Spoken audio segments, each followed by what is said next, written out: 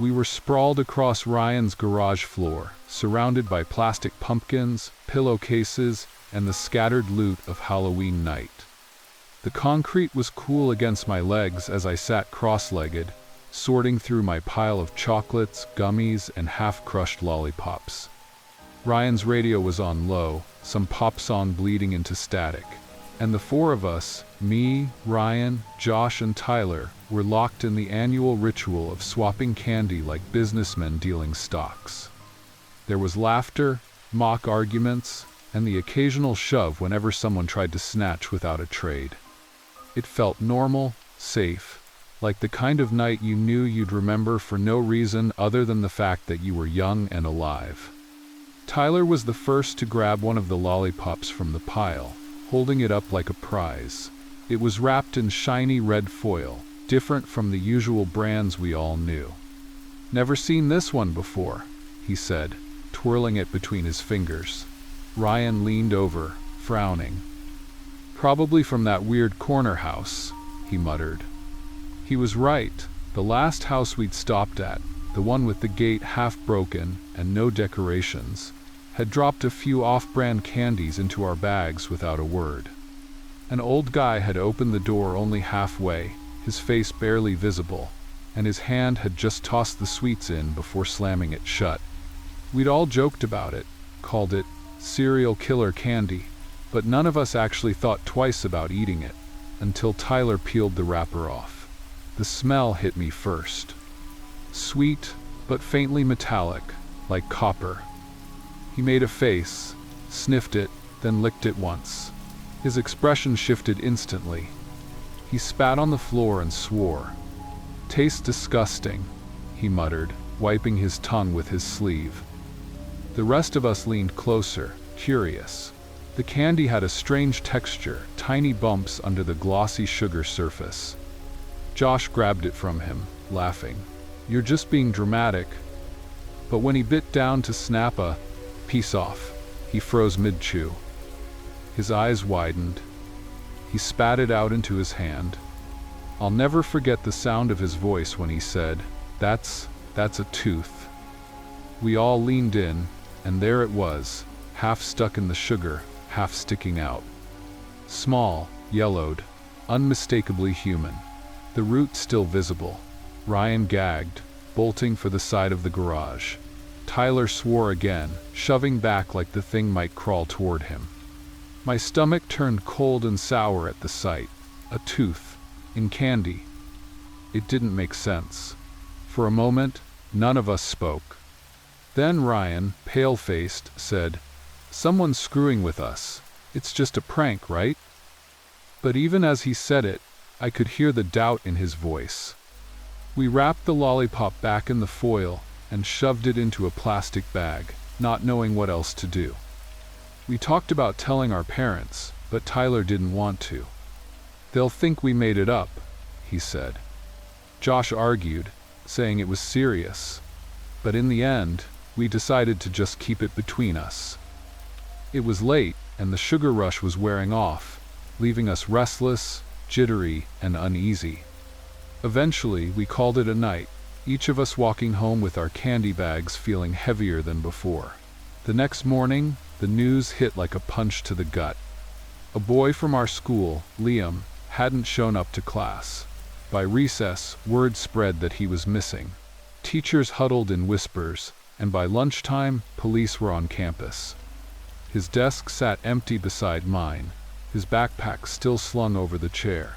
I couldn't stop glancing at it, my mind looping back to that lollipop and the tooth. When the final bell rang, the four of us met by the bike racks. None of us had to say why we all knew. Ryan's voice shook as he said, "We have to tell someone. The cops, maybe." But Tyler shook his head violently. "If they think we're messing around, we'll get in trouble. My dad'll kill me." He was terrified, but so was I. My brain kept circling one thought. What if the tooth was Liam's? The idea was insane, horrifying, but I couldn't shake it. That night, I barely slept. Every creak of the house made me sit up, heart pounding. When I finally drifted off, I dreamed of candy bags spilling across the floor, all filled with teeth instead of sweets. The next day at school, Liam was still missing. Police cars circled the neighborhood, knocking on doors. Kids whispered about strangers handing out drugs or razors and candy, but no one else had found anything like what we had. I carried the bag with the lollipop in my backpack, too afraid to throw it away, too afraid to show anyone. It felt like a curse hanging over me. By the third day, guilt gnawed at me. During lunch, I pulled Ryan aside. "We have to tell," I whispered. His face was drawn and pale. "I know," he said quietly. "But Tyler won't.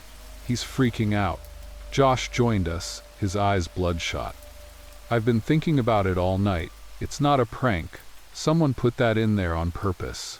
What if they're watching us?" The thought lodged in my chest like a stone. That evening we met at Ryan's garage again. The mood was nothing like before. No laughter, no trading. Just silence, broken by nervous glances.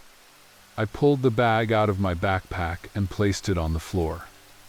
The lollipop seemed worse now, more sinister, as though it had absorbed the darkness of the past few days. Ryan finally said, "We go to the police." "Tonight," Tyler argued, his voice desperate. "You don't get it. If we hand that in, they'll say it's fake. They'll blame us. You want to be on the news as the kids making jokes about a missing boy?" Before we could answer, Ryan's dad opened the garage door, startling us. "You boys all right?" he asked. We all nodded too quickly. He gave us a look but didn't push it. When he left, I noticed Tyler was sweating, hands shaking. He whispered, "We can't keep it here. If it's connected, we're dead." He grabbed the bag before any of us could stop him and ran out the side door. We chased him down the street, yelling his name, but he was fast. He didn't stop until he reached the edge of the field behind our school. There was a shallow ditch, half filled with muddy water. Tyler hurled the bag into it and stood there, breathing hard. "It's gone," he said, his voice cracking. "Now no one can blame us." But the sight of that bag sinking into the mud made me feel worse, not better. It felt like burying evidence of something we didn't understand. The following morning, the news was worse. Liam's body had been found near that very field. No candy bag, no lollipop. Just him, lifeless, with a few teeth missing. I couldn't breathe when I heard it. I wanted to vomit, scream, run. Everything clicked horribly into place. That tooth hadn't been random. It had been his. Someone had handed it out like candy. Someone had been so close to us, maybe watching us knock on doors. Maybe watching us now. We never told. Not the police, not our parents, not anyone. Tyler made us swear. "If we talk, they'll say we knew. They'll think we were involved," he said, his eyes wild. And maybe he was right. Maybe no one would have believed us. But the guilt burned, deep and permanent. Weeks passed. The police never found out who had done it. Halloween decorations stayed boxed up the next year, and the year after. Parents whispered about it, but eventually, as people do, they moved on. Kids laughed again, rode their bikes, filled the streets. But for us, nothing was the same. Ryan stopped hanging out as much, locking himself away in his room. Josh moved schools a year later, his parents saying it was for a fresh start. Tyler, he changed the most. Paranoid, jumpy, snapping at the smallest things. Every Halloween, he'd stay inside with the lights off, curtains drawn. We never mentioned the lollipop again, but the silence between us was as heavy as the truth. I carried the memory like a weight.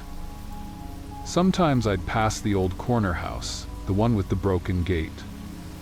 It stood empty after that Halloween, the door boarded up, windows dark. No one ever moved in again. I wondered if the old man who had given us the candy had been real, or if we'd imagined him. I wondered if he had been the one who killed Liam, but wondering never brought answers. Years later, I still see it when I close my eyes. The tooth embedded in sugar, glistening under the garage light. The way Liam's desk looked so wrong, so empty. The way Tyler's hands shook when he threw the bag into the ditch. You asked me once why I hate Halloween, why I don't hand out candy, why I turn off the lights and pretend I'm not home. This is why. Because when you've held death in your hands, disguised as a sweet, wrapped up like a treat, you never forget it, and you never trust the knock at the door again. Hey everyone, I'd love to know more about you all. If you've been with me since day one, drop a comment saying day one so I can thank you for the continued support. And if you're new to the channel, welcome. Let me know by commenting, new here. I'm so grateful for each of you, and as always, thank you for being part of the AfterMoon Horrors community. Story number 2. I was halfway through handing out candy when I noticed something odd in the pile. Most of what I had bought for the neighborhood kids was the usual. Chocolates, gummies, caramel chews, things with colorful wrappers in Dutch and French. But in the middle of the mix sat a handful of candies I didn't remember buying, wrapped in crinkly foil printed with Cyrillic letters. At first, I thought maybe one of the neighbor's kids had slipped them into the bowl as a joke, or I'd bought an imported pack by accident without paying attention. I shrugged it off, dropped them into a kid's bag, and didn't think twice. Later that night, after the last knock on the door, and after I'd shut off the porch light, I sat down on the couch with my own small pile of leftovers. I'm not much for sweets, but something about those strange Russian wrappers pulled at me. I unwrapped one. The chocolate smelled fine, ordinary. Inside the foil, though, was a tiny slip of paper, folded in half, with numbers written on it. At first I thought it was a prize code or some kind of foreign promotion, but the numbers looked like coordinates. I knew because my ex had once dragged me into his obsession with geocaching. I laughed it off, but my chest felt tight. It was too strange to ignore. I opened another candy, same thing, a different set of coordinates. My stomach knotted. It was too deliberate to be a mistake. I got my laptop, typed the first set into Google Maps. The red pin dropped only a few kilometers away, along one of the canals on the edge of Ghent, a place I had never gone, an area known mostly for warehouses and quiet walking paths. I sat there staring at the screen, chewing my lip. I tried to tell myself it was nonsense, maybe just some marketing campaign, but I couldn't shake the thought that somebody had meant me to find it. I didn't sleep much that night.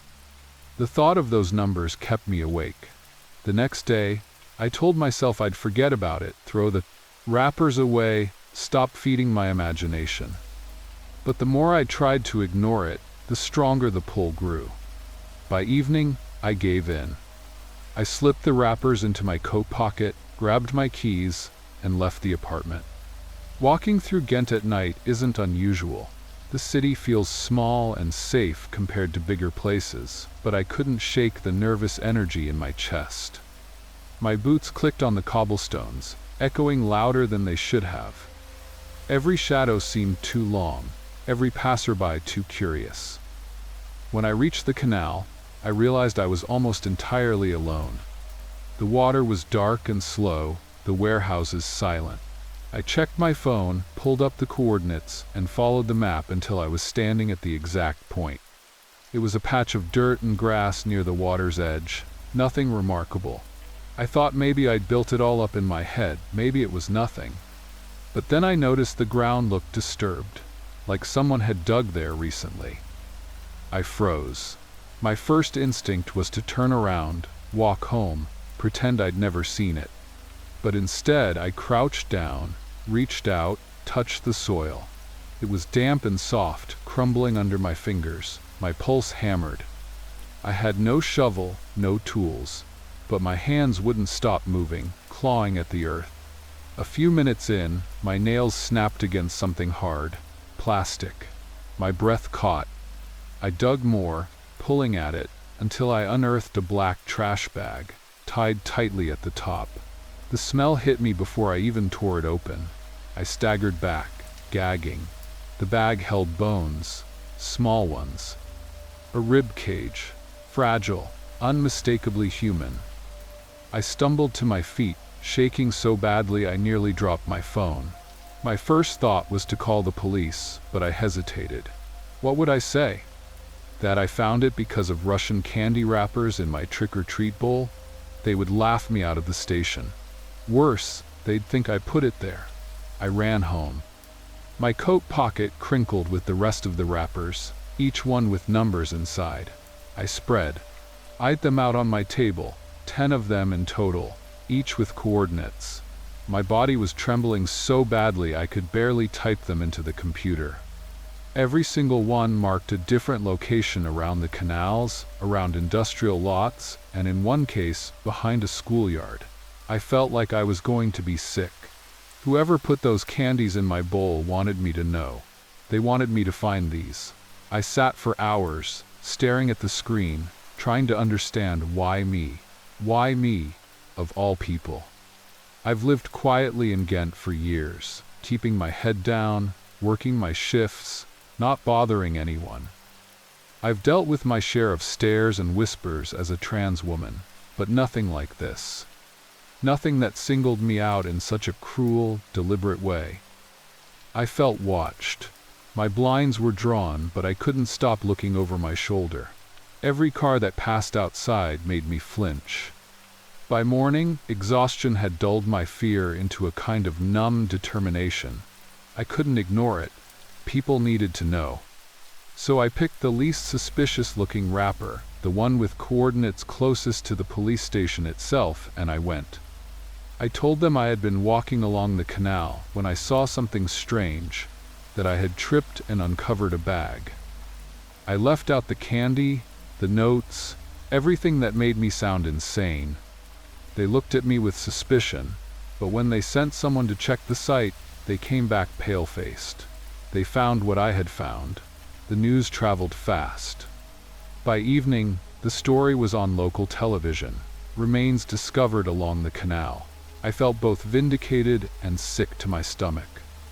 I wanted to scream at the anchorwoman, tell her that wasn't the whole story, that there was more, but I kept my mouth shut. The following night, I couldn't resist checking another coordinate. I told myself I wouldn't go alone this time. I called a friend, Sarah, someone who knew me well enough not to dismiss me outright. She thought I was crazy at first, but when I showed her the wrappers, her expression changed. "This is serious," she said quietly.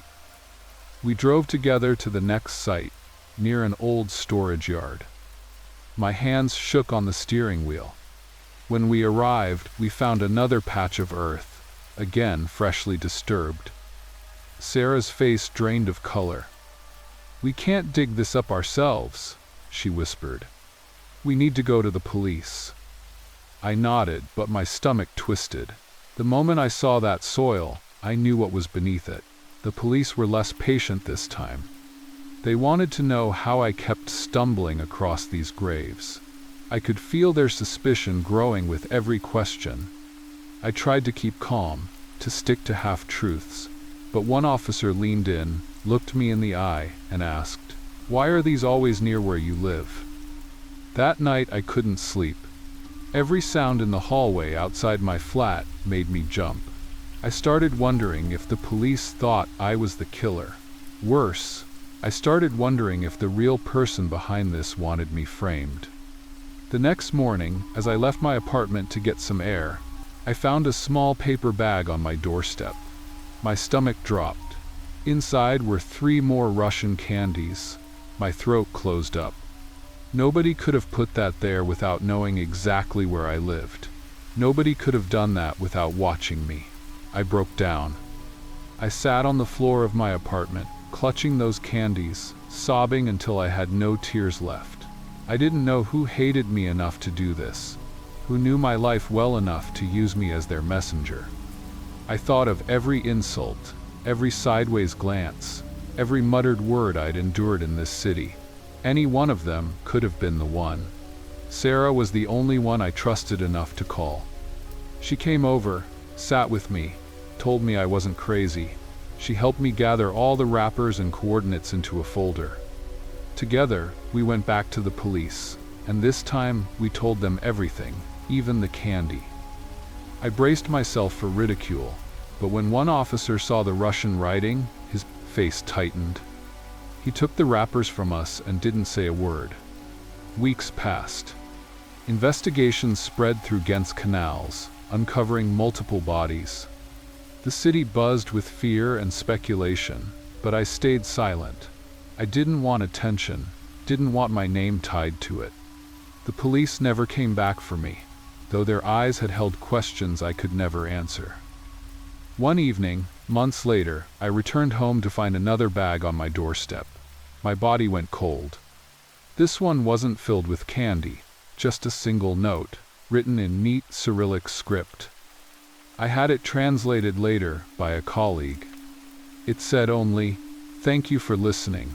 I never received another wrapper, never saw another set of coordinates, but the knowledge of what I unearthed never left me."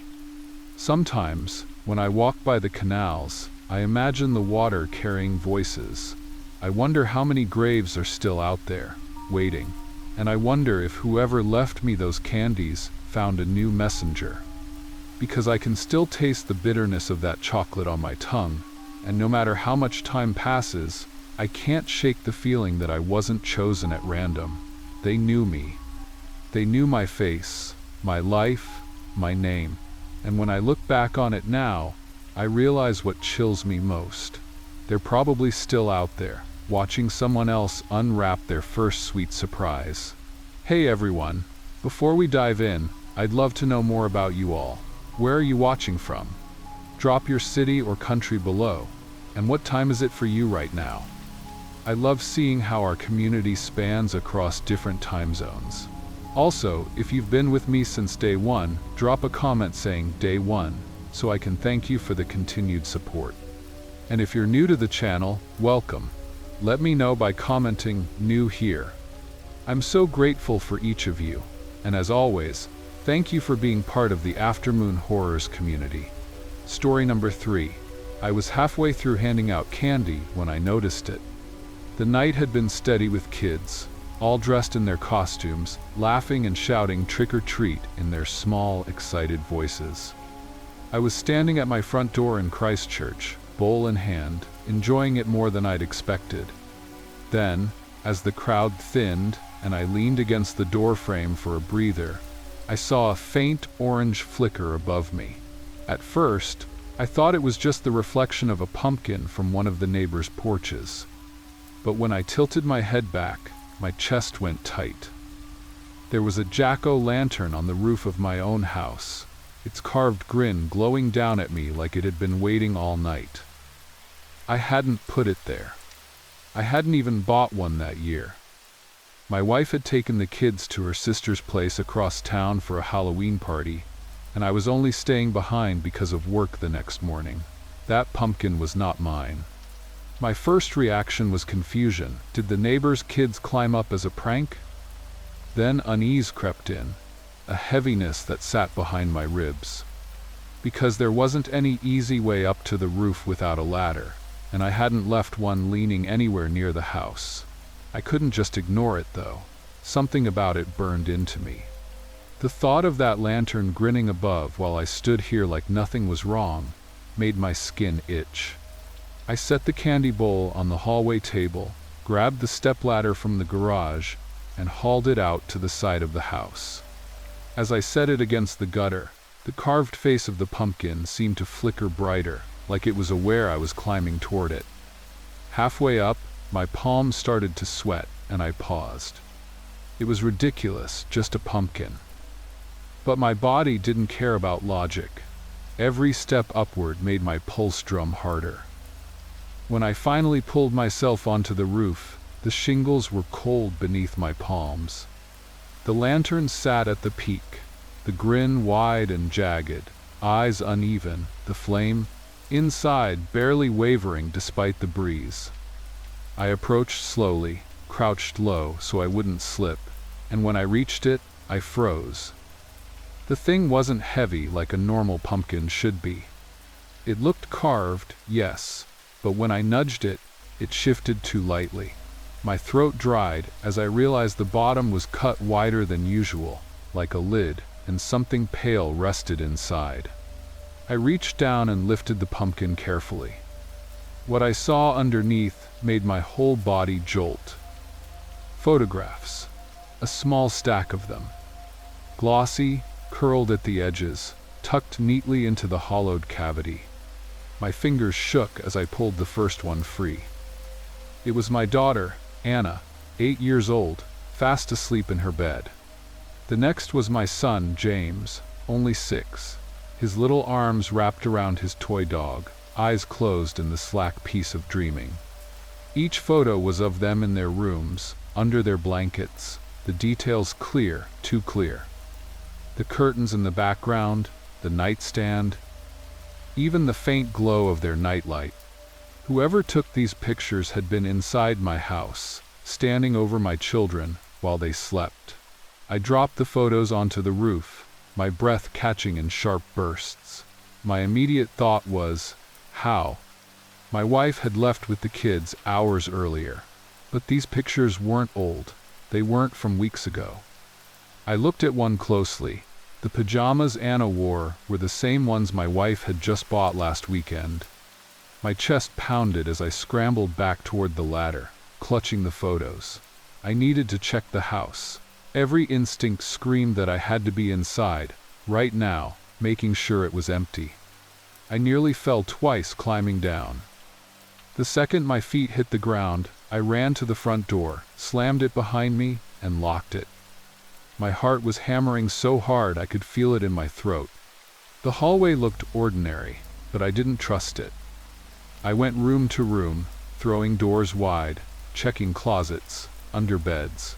The house felt wrong, like the walls had shifted slightly, like someone had been walking around just minutes before. In James's room, I stopped dead. The curtains were half open. I never left them that way. They had been shut when my wife left with the kids. I wanted to call the police immediately, but another thought cut in. I needed proof. Just saying I'd found photos and a pumpkin wouldn't be enough. I returned to the front door, picked up the photos where they'd slipped from my hands, and laid them out across the kitchen table under the harsh light. My hands were trembling so badly I could hardly spread them flat. Every single one was my kids. Different nights, different angles. Some of Anna curled in a ball. Some of James with his thumb halfway to his mouth. Someone had been inside, not just once, but many times. Watching, photographing. I pressed my palms into my eyes, fighting nausea. The idea that someone had stood over my children while I slept down the hall made me shake with rage. The phone was in my hand before I realized I'd grabbed it. I dialed the police, stumbling through my words, telling them I'd found evidence someone had broken in, that I had photographs of my children sleeping. They told me to stay calm, that a patrol car would be there shortly. Hanging up, I paced the kitchen, but my eyes kept dragging to the back door. Had I locked it? I couldn't remember. I went to check, twisting the handle. It was locked, but the faint smudge of a fingerprint on the glass pane stopped me cold. It wasn't mine. I cleaned that door every week. That greasy smear was new. The knock at the front door made me flinch so hard I hit my hip against the counter. My pulse surged. I wasn't expecting anyone yet. "Police!" a voice called out, firm and steady. Relief swept through me so fast my knees almost buckled. I unlocked the door and let them in 2 officers, both in uniform. I thrust the photographs toward them, my words tumbling, my fear spilling out in half-sentences. They listened, calm, flipping through the stack with expressions that stayed neutral, though their eyes tightened at the edges. They searched the house themselves, upstairs and down.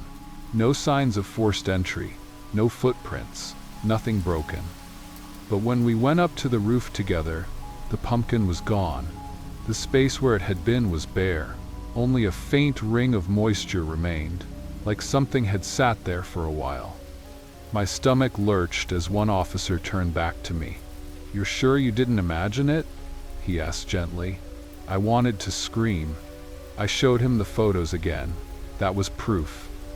He nodded, said they would file a report, and recommended I stay with family for the night. They promised to send a detective by in the morning. After they left, the silence in the house pressed in like a weight. I couldn't bear it. I called my wife, my voice raw, and told her not to bring the kids home. I didn't even tell her why, not yet. I couldn't put the images into words.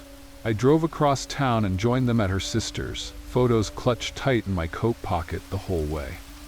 That night, I lay awake on the couch, every creak of the house making me flinch, every shadow threatening to become the grin of that pumpkin. The next morning, the detective arrived at the house. I met him there alone. He examined the photos carefully, then asked if I'd noticed anything strange in the weeks before. Missing items, moved objects, doors left open. I admitted yes, though I'd brushed them off keys I couldn't find for a day. A chair angled differently, lights left on. I thought it was me being forgetful. He nodded slowly, wrote notes, and then asked me something that chilled me to the bone. "Do you know anyone who has a set of keys to your home? Anyone outside the immediate family?" Only one name came to mind. A handyman we'd hired 6 months ago to fix the garage door. He'd been in and out a few times, polite but strange, too curious about the kids' rooms. My wife had brushed it off. But he'd handled our spare keys, I told the detective. He wrote it down, thanked me, and promised to look into it. I left the house again, unable to stay inside alone. 2 days later they called. The man had been found, arrested. In his flat they discovered hundreds of photographs, not just of my kids, but of others. Families all over Christchurch. Some taken through windows, some inside homes.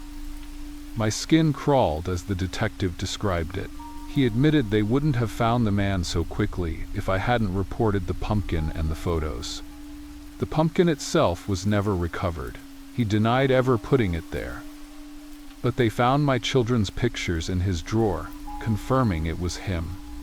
When I heard the news, I felt both sick and relieved. Sick that such a person had been so close to us. Relieved that he was caught before anything worse happened. That night, holding my children close, I thought about the pumpkin again. Why leave it there?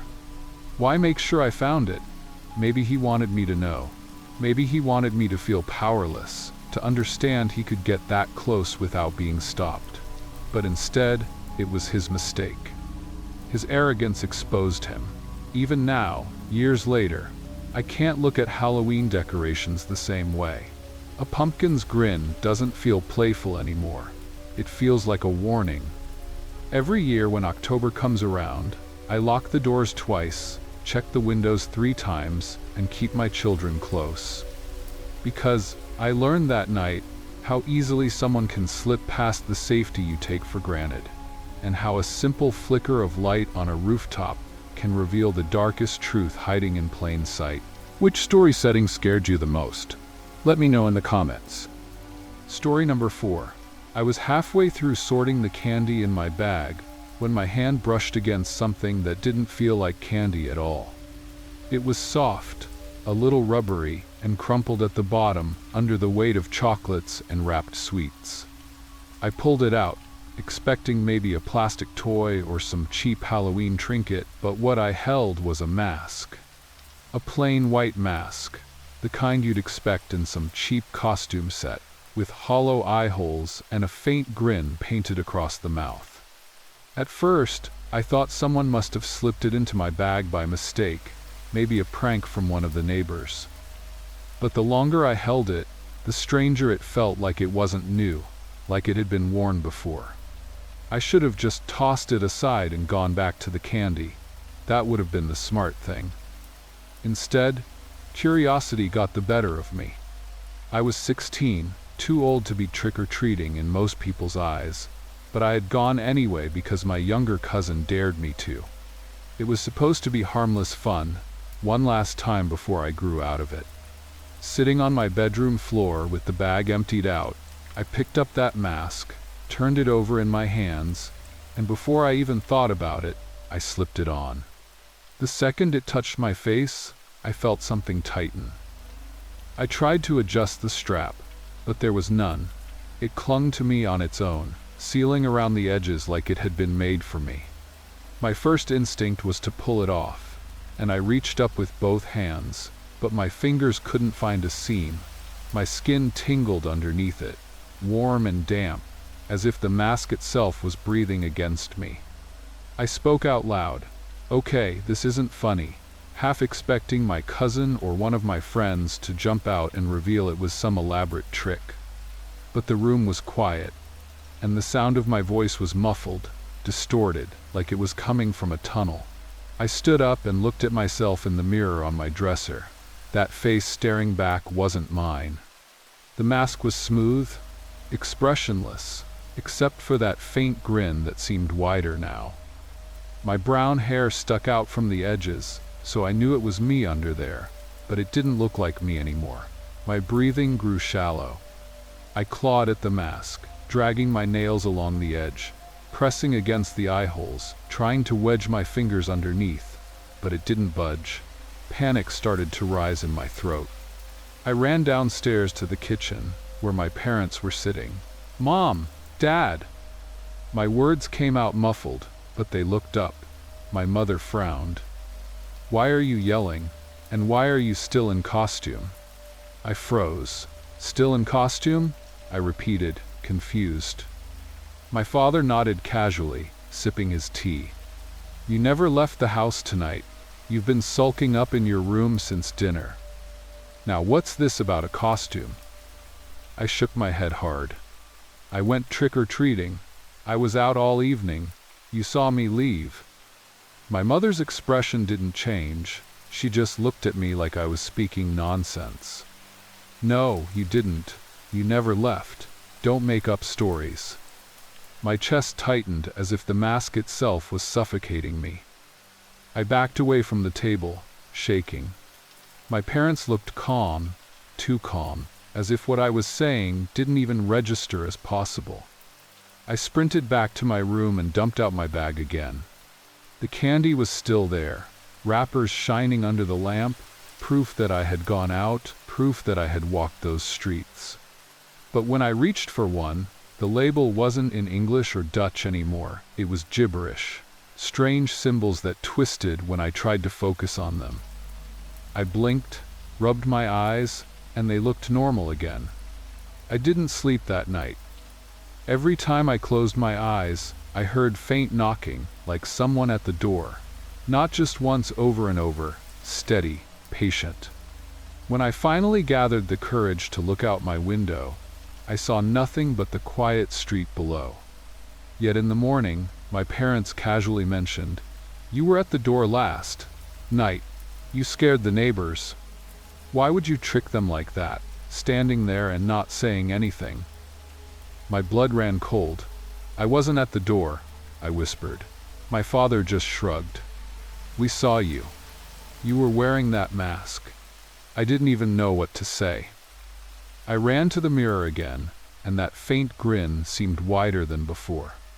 My hands trembled as I tried, once again, to tear it off.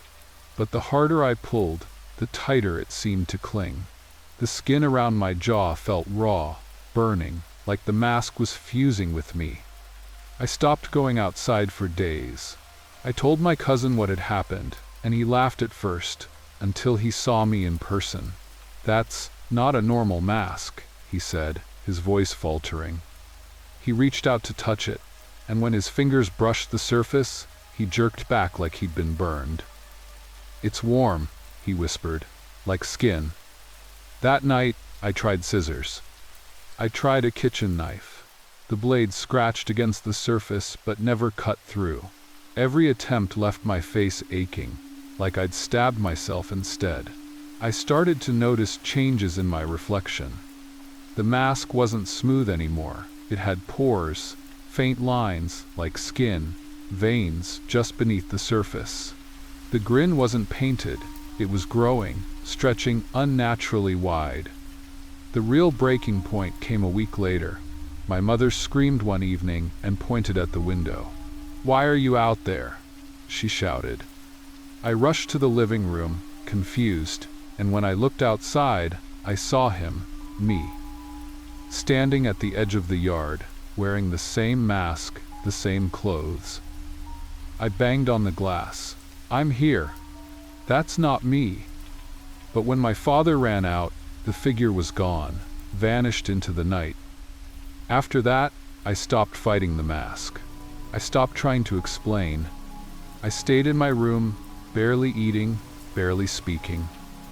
I was terrified of falling asleep, afraid I'd wake up on the doorstep, afraid I'd be the one outside looking in. But one night, I did sleep. And when I woke up, my bed was empty. I was standing in the garden, staring at the house, watching my parents eat dinner through the window. I didn't remember leaving the bed, didn't remember walking outside. My hands were holding the candy bag again, but the wrappers inside were crawling with symbols, moving like insects. I ran back inside, but when I entered the kitchen, my parents just stared at me blankly.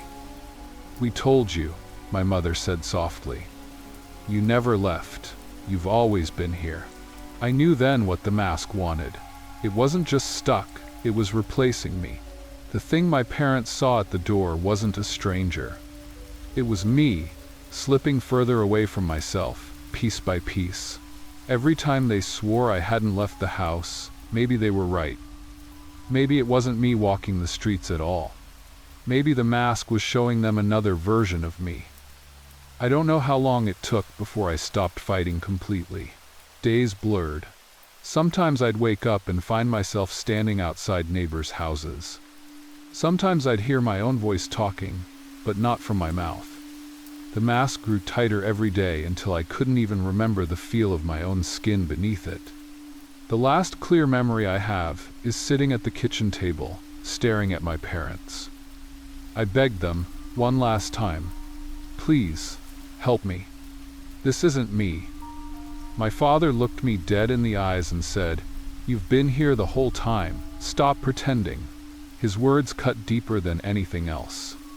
If they couldn't see me anymore, maybe I really wasn't there. Now when I catch my reflection, I don't recognize the face at all. The grin is permanent. The eye holes are deeper. I don't know if I'm telling you this as myself, or as what the mask has turned me into. But I do know this. On Halloween nights in Antwerp, some neighbors still whisper about the boy in the white mask who knocks on doors without speaking. They say, he never asks for candy. He just stares, waiting, like he's choosing who to replace next. And if you ever find a mask at the bottom of your candy bag, don't put it on. Don't even touch it, because once it chooses you, there's no taking it back. It doesn't just cover your face, it becomes you.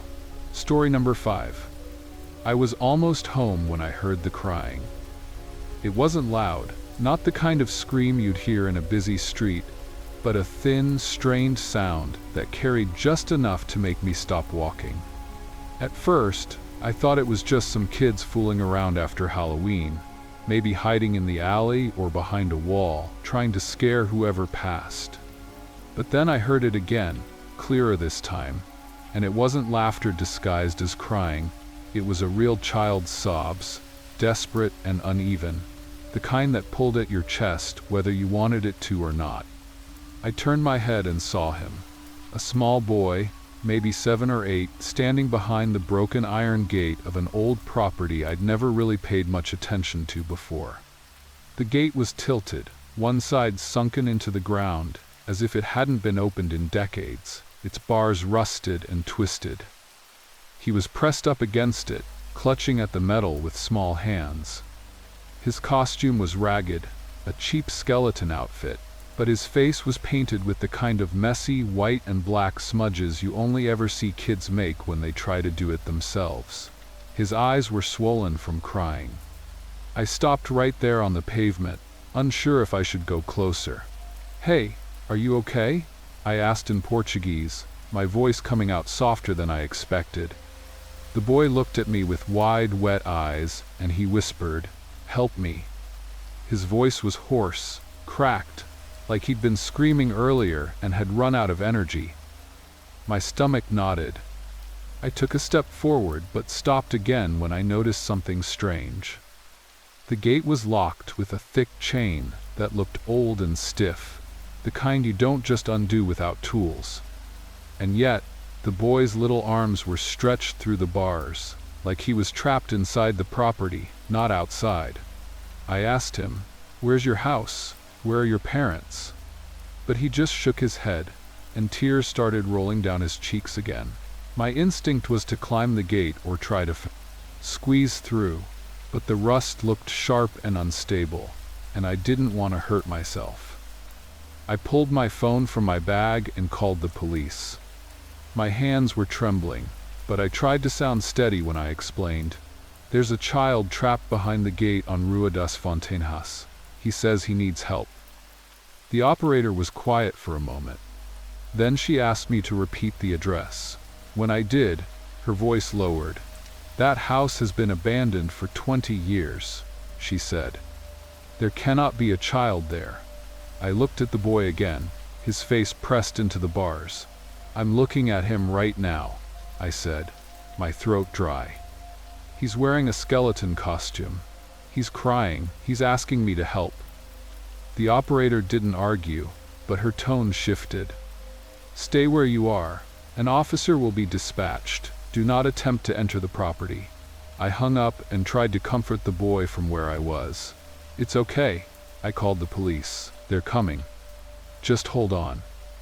But he only repeated the same words, again and again, almost whispering them now. "Help me! Help me!"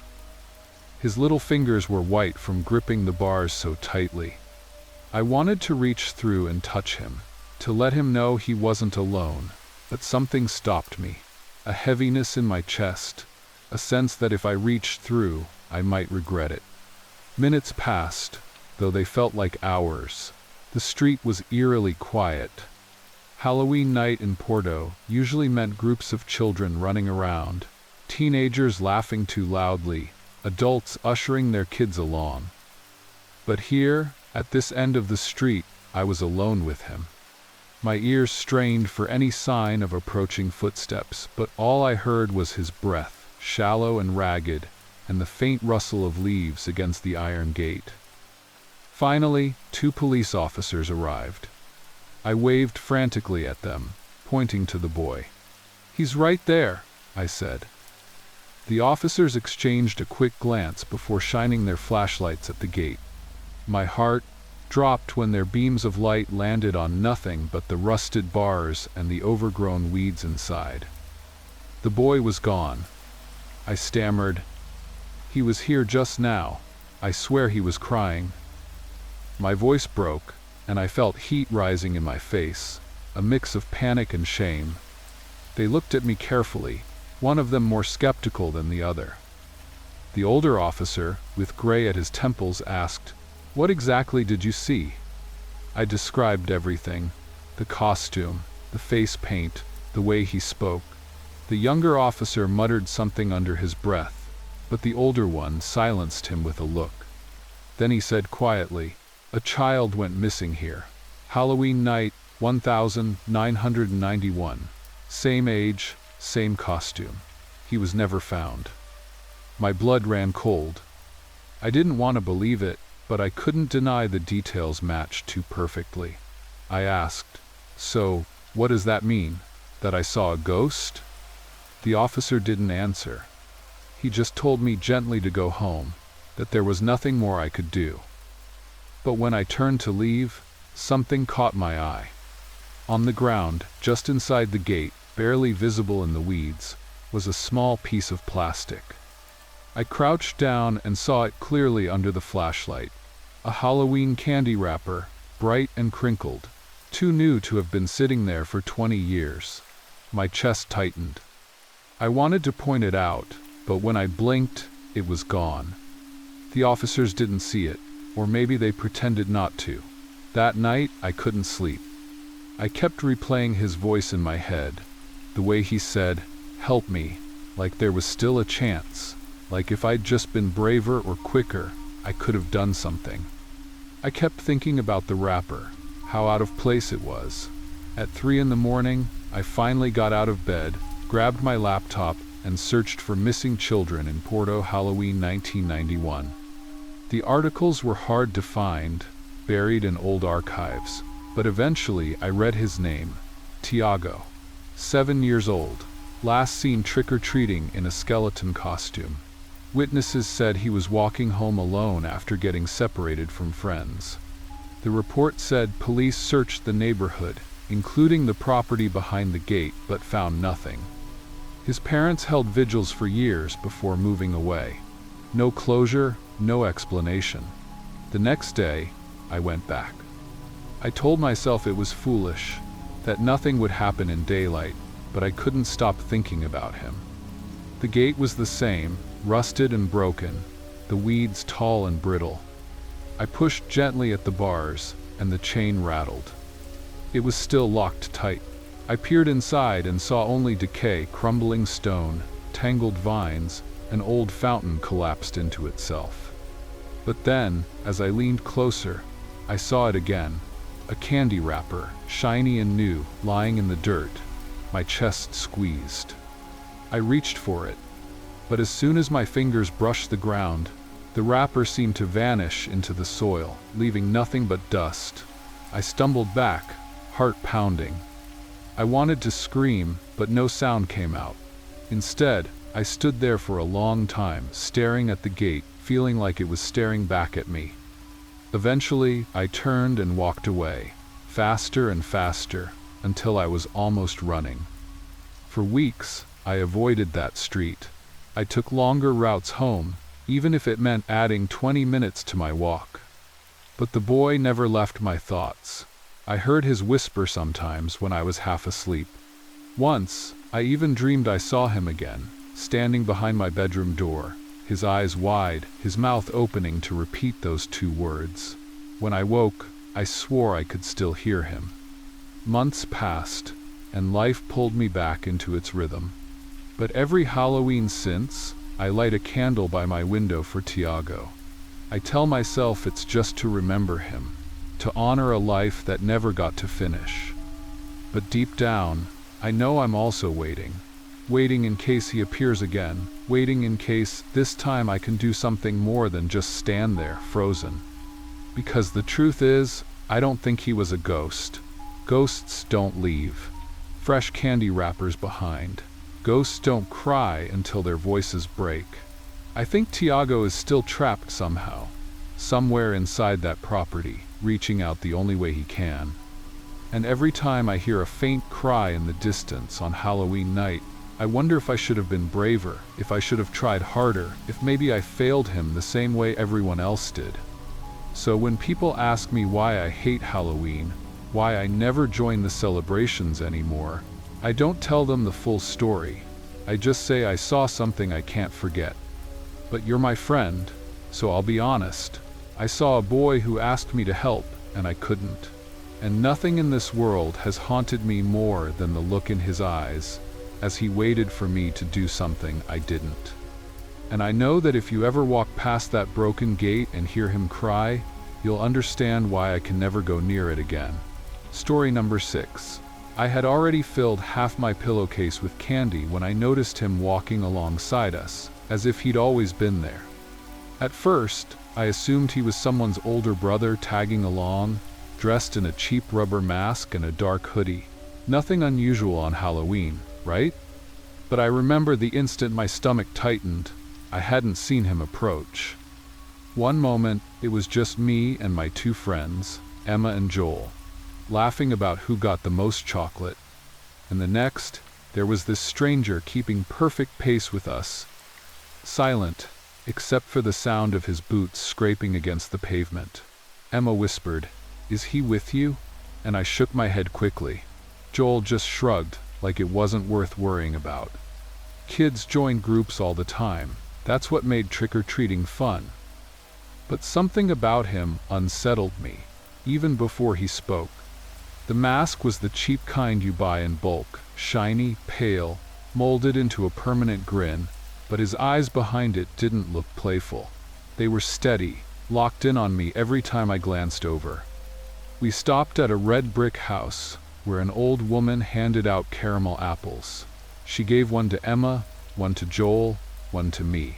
When the masked figure stepped forward, she froze. "I didn't know there were 4 of you," she muttered, then quickly shut the door, after dropping something small into his hand. I caught a glimpse before he slipped it into his pocket. It wasn't candy. It looked like a folded slip of paper. As we walked away, I tried to laugh it off, but then he spoke. "You still hate apples, don't you?" His voice was muffled but clear, deep and deliberate. I froze mid-step. My friends kept walking until they noticed I'd stopped. The mask turned toward me. "Used to spit them out when you were 5. Your father yelled at you for wasting food." My throat went dry. I hadn't told anyone that memory, not even Emma. The way he said it, it wasn't a guess. It was a fact. Emma asked, "Do you know him?" And I forced out, "No." But my chest was tightening. Only one person alive would know things like that. My father. The man I hadn't spoken to in 3 years. The man who had left when I came out. But this couldn't be him. My father was tall, broad, loud. This figure was leaner, smaller, quieter. Still, the details he whispered kept hitting too close. We walked faster. Emma said something about heading toward the next street. Joel joked nervously about the creepy guy, but I barely heard them. My ears buzzed with panic. Every few steps, the masked stranger let out another sentence, directed only at me. "You still keep the stuffed bear under your bed. The one with the missing ear. You lied about falling off your bike. It wasn't an accident, was it? You cry when you hear that old song your mother used to play." Each line chipped away at my denial. My father had used those exact words before he left. Sharp and cutting. But how could someone else know? My friends noticed I was pale. Emma tugged my sleeve, whispering, "We should go home." I wanted to agree, but when I turned back, the masked figure was already looking at me, as though waiting for me to choose. He tilted his head, then said, "Home isn't where they accept you. Home is where I am." I nearly dropped my bag. My father's last words to me before slamming the door had been almost the same. That's when the reality hit me like ice. I wasn't safe. I grabbed Emma's wrist and said, "We're leaving now." We broke into a jog, Joel stumbling behind us. The masked man didn't run, but he didn't fall back either. His steady footsteps followed, unhurried, as if he knew we couldn't escape. Every time I dared glance back, he was exactly the same distance away, never closer, never farther. We cut through side streets, our costumes rustling, candy spilling from Joel's bag. Houses grew scarcer, the laughter of other kids faded. Soon, it was just us, our hurried breathing, and that steady scrape of boots behind us. I pulled out my phone, hands shaking, but the screen was black, dead battery. Emma tried hers, no signal in that part of town. Joel cursed under his breath. We were cornered by chance, stuck with him. "Let's split," Joel said, panicking. "He can't follow all of us." But I knew, deep down, he wasn't after them. He was after me. If they ran, he'd let them go. That certainty churned in my gut. "No," I said firmly. "Stay with me." We hurried toward a small cul-de-sac. At the end stood a single modern house with lights on. I banged on the door, breath ragged. A man in his 50s opened, annoyed. "What's going on?" I blurted. "Someone's following us, please." But when I looked back, the street was empty. The masked man was gone. Joel swore. Emma kept whispering, "I saw him. I swear I saw him." The homeowner looked suspicious, but let us inside to use his landline. I dialed my mom with trembling fingers, begging her to come get us. While we waited, the man offered us water. His wife hovered in the kitchen, whispering to him. They kept glancing at me, and I hated how much I looked like a scared child again. When Mom arrived, I clung to her arm all the way home. I didn't sleep that night. Every time I closed my eyes, I saw that mask leaning toward me, whispering my secrets. The next morning, I convinced myself it was just some disturbed neighbor who somehow knew things. Maybe he'd overheard old gossip. Maybe he guessed. But then, when I dumped out my candy bag, I found the slip of paper. My blood froze. It wasn't candy the old woman had given him. It was tucked in with my sweets now. My hands shook as I unfolded it. 3 words, written in my father's handwriting. Words I'd never forgotten. You owe me. I couldn't breathe. I hadn't seen him since the day I told him who I really was. He hadn't reached out, not once. And now here was proof he hadn't disappeared from my life at all. He'd been watching, waiting, knowing things no one should know. I showed Mom. She went pale, then angry, then terrified. It can't be him, she said, but her voice cracked. She called the police, but what could they do? It was just a note. No crime, no evidence, just my word against the air. Days passed, then weeks. No masked man appeared, no new notes. My friends tried to convince me it was just a Halloween prank. But every time I stepped outside, I felt eyes on me. Every time I closed a door, I listened for footsteps that weren't there. It wasn't until months later, in the middle of winter, that the truth hit me fully. Mom got a letter forwarded from another address. My father had died the year before in a car crash outside Gothenburg. The official report said so. There was no chance he'd been in Malmö last Halloween, but that didn't calm me. Because if it wasn't him in the mask, if he'd already been dead, then someone else knew those things I never told anyone, and that meant someone had been watching me far longer than I ever realized. That note, "You owe me," still sits hidden in a shoebox under my bed. I've thought about burning it, tearing it, throwing it away, but I can't. Because part of me is terrified that destroying it might summon him back, or worse, that it might finally stop whoever's been waiting all this time, reminding me that Halloween wasn't about candy at all. It was about someone showing me that no matter how far I ran from my father's shadow, there was still someone out there determined to wear his face and whisper my secrets until I break. I've told you this because I need you to believe me. Every Halloween since, I stay inside with the lights off, pretending I'm not home. And sometimes, only sometimes, I hear boots scraping outside the window. Slow, steady, patient. Like he's reminding me, he hasn't gone anywhere. Story number 7. I leaned against my bike, half a grin on my face, pretending I wasn't nervous when I actually was.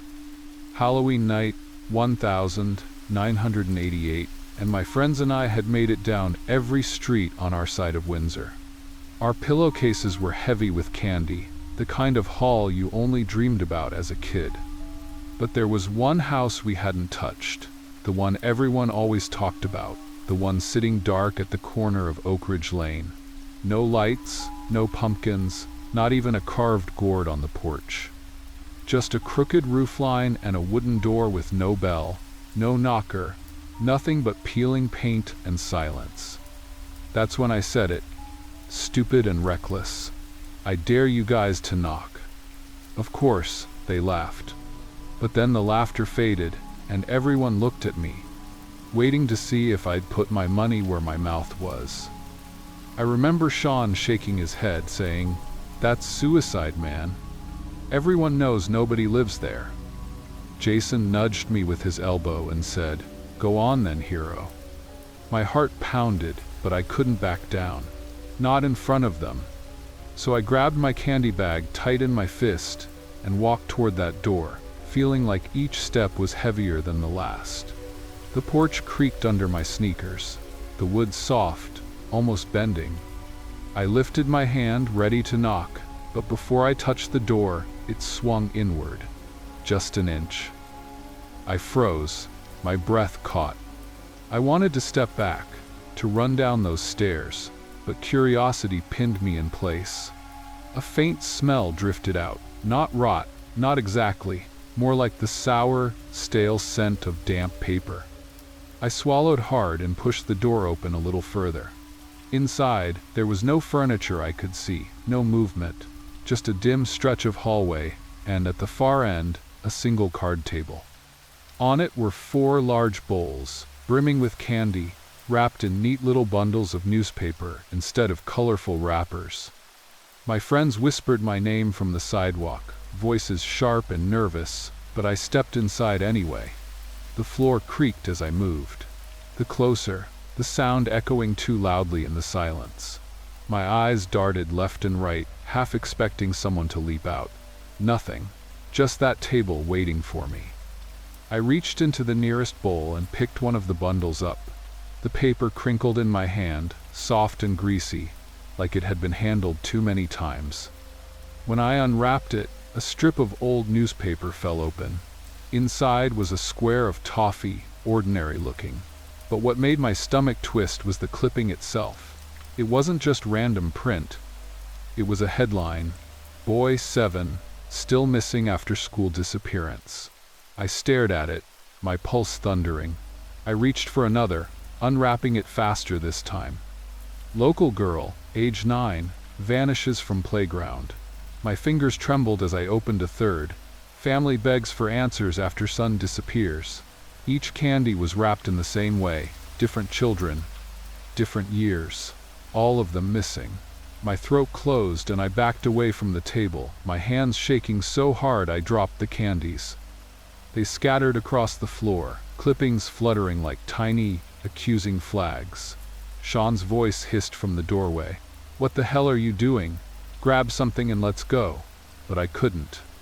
I turned toward him, my face pale, and held up the papers. "Look," I whispered, my voice breaking. He stepped forward, saw what I held, and froze. His mouth opened, but no sound came out. Jason and Mark crowded in behind him, their eyes wide, their candy bags forgotten at their feet. Before any of us could decide what to do, a sound came from deeper in the house. Slow, dragging footsteps. The kind that scrape as though each step takes effort. All 4 of us bolted, shoving each other through the door, stumbling down the porch steps. We didn't stop running until we were back on the lit street, gasping, doubled over, our candy spilling behind us. We didn't tell anyone, not our parents, not the cops. What were we supposed to say? We found candy wrapped in 9. Missing kids headlines? They would have said it was a sick prank, a Halloween joke. We swore to keep quiet, but that night burned itself into my memory. Still, I couldn't let it go. The next day, while everyone else was trading chocolate bars and comparing hauls, I biked back to Oak Ridge Lane. The house stood the same as before, except the door was shut tight, no sign it had ever opened. I went up the porch, my hands trembling, and tried the handle. It was locked. I pressed my ear to the door, listening. Nothing, not a sound. I left, but the unease followed me home. A week later, I snuck into the public library and pulled old local newspapers from the archive. I searched the headlines one by one. Every name I'd glimpsed on those wrappers was real. Children from Windsor, gone over decades, their cases unsolved. My stomach turned cold when I realized none of them had been found. And the clippings? They weren't random cuttings. They were the exact articles I found printed in those candy wrappings. I tried to tell myself it had to be some disturbed person's joke, someone sick enough to wrap candy in those headlines. But then I thought about the bowls. They were too neat, too precise, like someone had done it carefully, lovingly even, like a ritual. I wanted to tell my mom, to confess everything, but I didn't know how. I was afraid she'd think I was making it up. So I carried the secret through the years, never speaking of it, not even to Sean or Jason or Mark. They avoided talking about it too. Whenever Halloween came around, we avoided Oak Ridge Lane altogether. Years passed. I grew up, left Windsor, but the memory never left me. In 2003, long after I'd moved to Toronto, I came back to visit my mother. She was older, slower, but still sharp. One evening, as we were sitting at the kitchen table, she asked me casually, "Do you remember Oak Ridge Lane?" My fork clattered against the plate. My mouth went dry. "Why?" I managed to ask. She leaned back, her eyes narrowing, as if debating whether to tell me. "They tore that house down," she said. "Couple years ago, a developer wanted to build new homes there, but they found something when they cleared the basement." I felt ice grip my chest. "What?" I asked, barely above a whisper. She hesitated, then said, "Boxes. Old boxes full of, well, they never said on the news, but everyone in town knew. Clothes, children's shoes, some bones. The police never named names, but people put it together. All those kids who went missing back in the 80s and before." She shivered, even as she spoke. "They said the house belonged to a man who used to work at a local paper mill. Never married, kept to himself, disappeared around 89, never seen again." My stomach turned, bile rising in my throat. I thought of the bowls of candy, the headlines, the footsteps dragging across the floor. I thought of how the door opened before I touched it, like the house itself was inviting me in. And I thought of how none of us told a soul, how we left that place untouched, allowing those bowls to sit there longer, waiting for whoever would come next. I asked my mother quietly if she knew the man's name. She shook her head. "No one remembers now, just whispers. Some say he went west, some say he killed himself. I don't think we'll ever know." That night, I lay awake in my childhood bedroom, staring at the ceiling. My friends and I had stumbled into the heart of something monstrous, and we walked away alive. But I kept asking myself, why? Why had the door opened for us? Why had the bowls been waiting? Was it an invitation or a warning? In the morning, before I drove back to Toronto, I detoured past Oak Ridge Lane. The house was gone. Just a row of new duplexes standing fresh and clean, kids' bikes parked in the driveways, curtains fluttering in the windows. But as I slowed down, I swore I saw one thing that didn't fit. On the edge of one of the new lawns sat a single plastic bowl filled with candy, wrapped neatly in slips of paper. My chest went tight, my hands sweating against the steering wheel. I didn't stop. I couldn't. I drove on, heart hammering like it had back in '88, when I stood on that porch with my hand raised, ready to knock on a door that never should have opened. And that's why, every Halloween, when people laugh about ghost stories or dare each other to knock on the creepiest house on the block, I stay silent, because I know better. I know there are places that remember, places that keep secrets, places that don't need ghosts to be haunted. And I know the taste of candy wrapped in someone else's nightmare never leaves you, no matter how many years pass. Even now, telling you this, I can still hear the crinkle of that newspaper in my hands, and the silence that followed when I realized what I was holding. I can still feel the cold of that house swallowing me whole. And I can't help but wonder if somewhere, in another town, on another street, another kid is daring his friends to knock on a door that should have stayed closed. Story number 8. I remember biting down and freezing, because the chocolate didn't taste right. It was supposed to be a regular milk bar, nothing fancy, just something I'd gotten from one of the houses on our street during trick-or-treating. But the second my teeth broke through, I felt the crunch of something thin and sharp, and there was this metallic tang that spread over my tongue. I spat it out immediately onto my palm, my heart already racing before I even knew why. Nestled in the half-chewed chocolate was a tiny folded piece of paper, smudged with melted brown. And when I carefully peeled it open, I swear to you, it had my name written on it. Not just kid or boy, or even Michael, which could have been some creepy coincidence. It was my full name. Michael Harris. I didn't scream. I didn't run. I just sat there, staring at it, the words burning into me like they'd been written in fire instead of ink. My stomach turned. I tried to convince myself it was a prank, maybe one of my friends being clever, but none of them would have gone this far. None of them could have slipped it into my candy bag, either. I'd been careful about it all night. Every house we'd gone to, I'd watched them drop treats directly in. My hands were trembling as I shoved the note into my pocket, wiped the chocolate onto my jeans, and tried to act like everything was fine. But the taste lingered. Even after I rinsed my mouth out with water, I swore I could feel that metallic tang on my tongue, as if it had seeped into me somehow. I didn't tell Mom or Dad. They'd just say I was being dramatic, that it was some neighborhood kid being stupid. I wanted to believe that too, but deep down something told me this wasn't a joke. The real fear didn't hit until later that night. I'd gone to bed, still thinking about the note, running through names of every single person I knew who could have done it.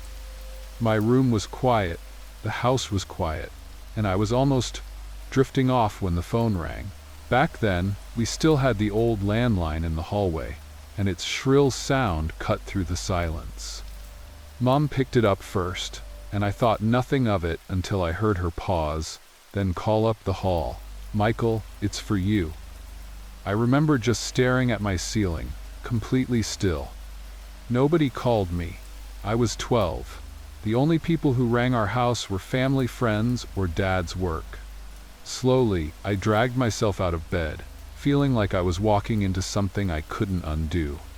When I picked up the receiver, there was this soft crackle, like someone breathing through static. And then, in the calmest voice I've ever heard, a man said, "Did you enjoy your treat?" I froze. My throat locked up. I couldn't get a single word out. He didn't wait for an answer. He just laughed, low and steady, and the line went dead. I stood there for what felt like hours, listening to the dial tone, trying to make sense of it. I wanted to tell Mom, but how could I? I had hidden the note. She'd asked to see it, and then what? I went back to my room and sat on the edge of the bed, staring at my hands. My whole body felt wrong, like I was vibrating inside. I didn't sleep at all that night. The calls didn't stop. Every night for the next week, around the same time, the phone would ring. Sometimes it was the same question, "Did you enjoy your treat?" Sometimes he just said my name, stretching it out like he was tasting it. Once, he listed my address. Slowly. Every number. And once, he whispered, "Don't tell your parents." That one cut the deepest, because it meant he knew I hadn't. By the third night, I tried telling Dad someone was messing with me, but he brushed it off. "Probably just some bored kid," he said, not even looking up from the newspaper.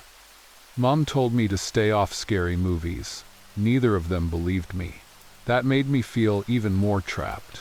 I started unplugging the phone at night when I could get away with it, but then he started calling earlier, just before dinner, when my parents were still around. He'd hang up if they answered, but if I picked up, he'd be there. Always calm, always deliberate. The worst moment happened on a Saturday afternoon. I was sitting in my room when the phone rang again. I thought Dad had answered, but then Mom shouted my name. Reluctantly, I went to the hallway and picked it up. My heart dropped instantly. He didn't wait this time. He just said, "Look outside." I froze with the receiver pressed to my ear.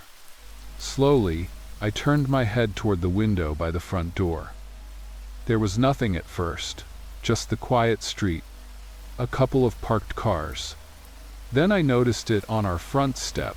In the middle of the doormat sat a single chocolate bar, same brand as the one I'd bitten into that first night. I dropped the phone like it burned me. My parents rushed over, confused, asking what was wrong. I pointed at the door, stammering, "There. Outside. Look." Dad opened it, muttering under his breath, and bent down to pick up the chocolate. He looked at it, shrugged, and said, "Probably one of your friends." He unwrapped it a little, sniffed it, and tossed it in the bin. I wanted to scream. They didn't see it. They didn't understand. That night, I lay awake again, heart hammering, wondering what he wanted. Why me? Why my name? I thought about all the houses we'd gone to that night, trying to remember if I'd seen anything strange. There was one I couldn't get it out of my head, a house at the end of the cul-de-sac. The lights had been dim, but there was a man at the door who looked almost too normal. Short hair, plain shirt, a little smile. He didn't say, "Trick or treat." He didn't say anything. He just dropped candy into our bags and closed the door. I hadn't thought twice about it then. But now, I couldn't shake the image. On the 7th night, I snapped. The phone rang, I picked it up, and before he could speak, I shouted, "What do you want from me?" There was silence, then the faint sound of a chuckle. "Just making sure you don't forget me," he said. My skin crawled. "Why me?" I demanded. The line went quiet. I thought he'd hung up, but then, softly, he whispered, "Because you answered the door." That broke me. I slammed the phone down and cried, shaking so hard I could barely breathe. For days after that, I refused to answer any calls. I unplugged the phone whenever I could. My parents started getting annoyed, saying I was acting paranoid. But the calls didn't stop. They started getting them too late at night, silent ones that ended the second they picked up. Dad finally admitted something was wrong, but he still told me not to worry. He said he'd handle it. Then came Halloween night, exactly 1 year later. I hadn't gone trick-or-treating again, not since. I stayed home, sitting in my room with the curtains drawn.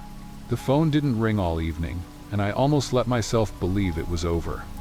But just as I was climbing into bed, there was a knock at the door. 3 slow, heavy knocks. My parents were already asleep. My whole body went cold.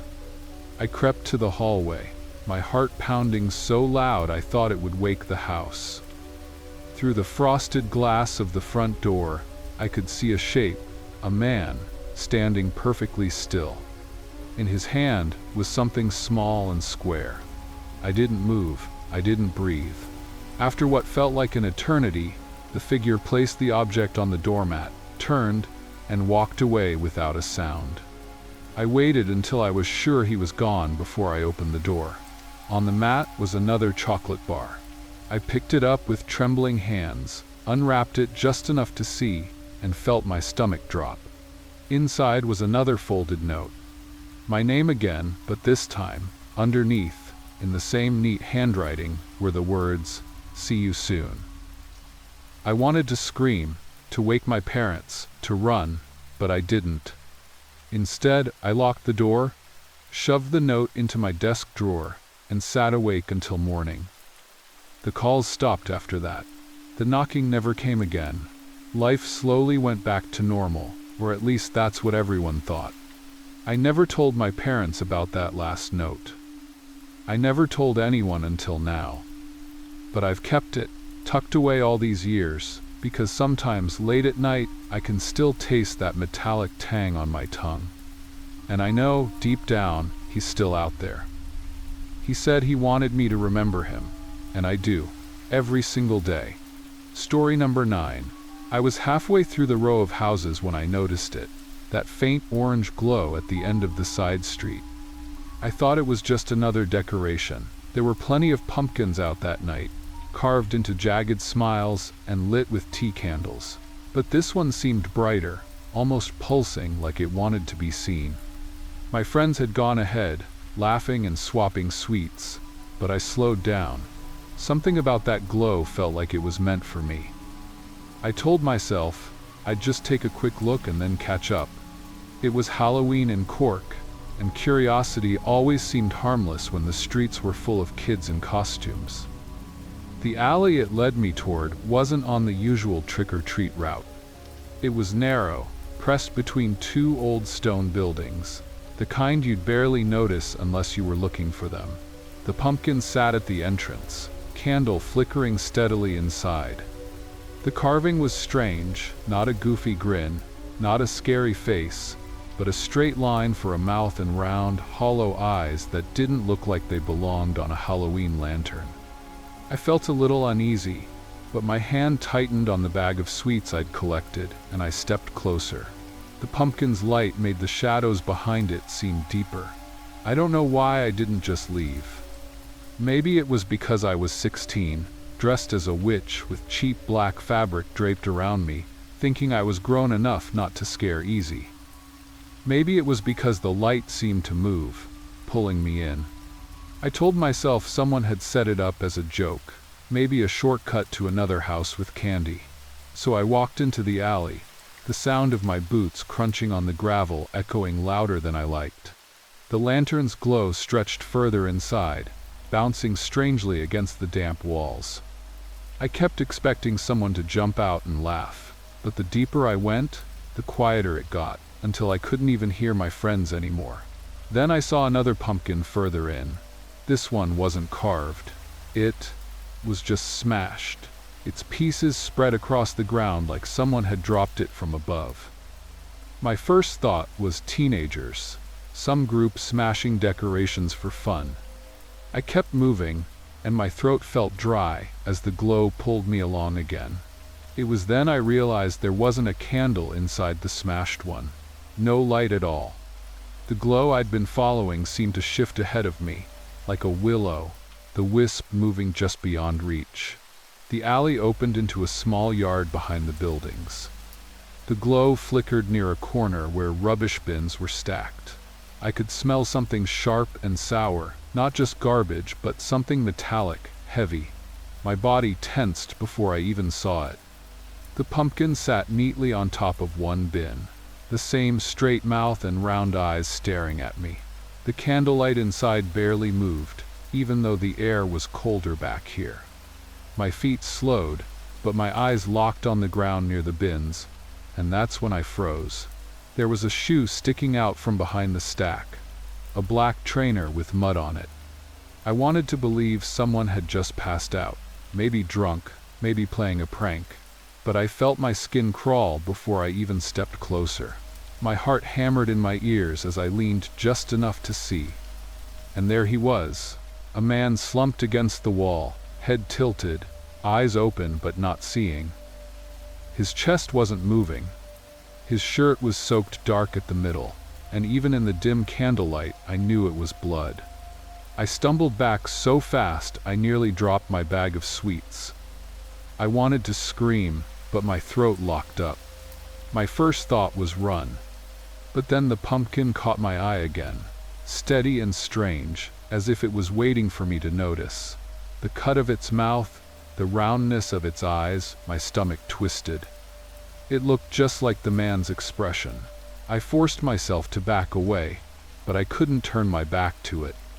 I walked quickly, then faster, until I was nearly running down the alley again, bag banging against my leg, every sound behind me, magnified like footsteps.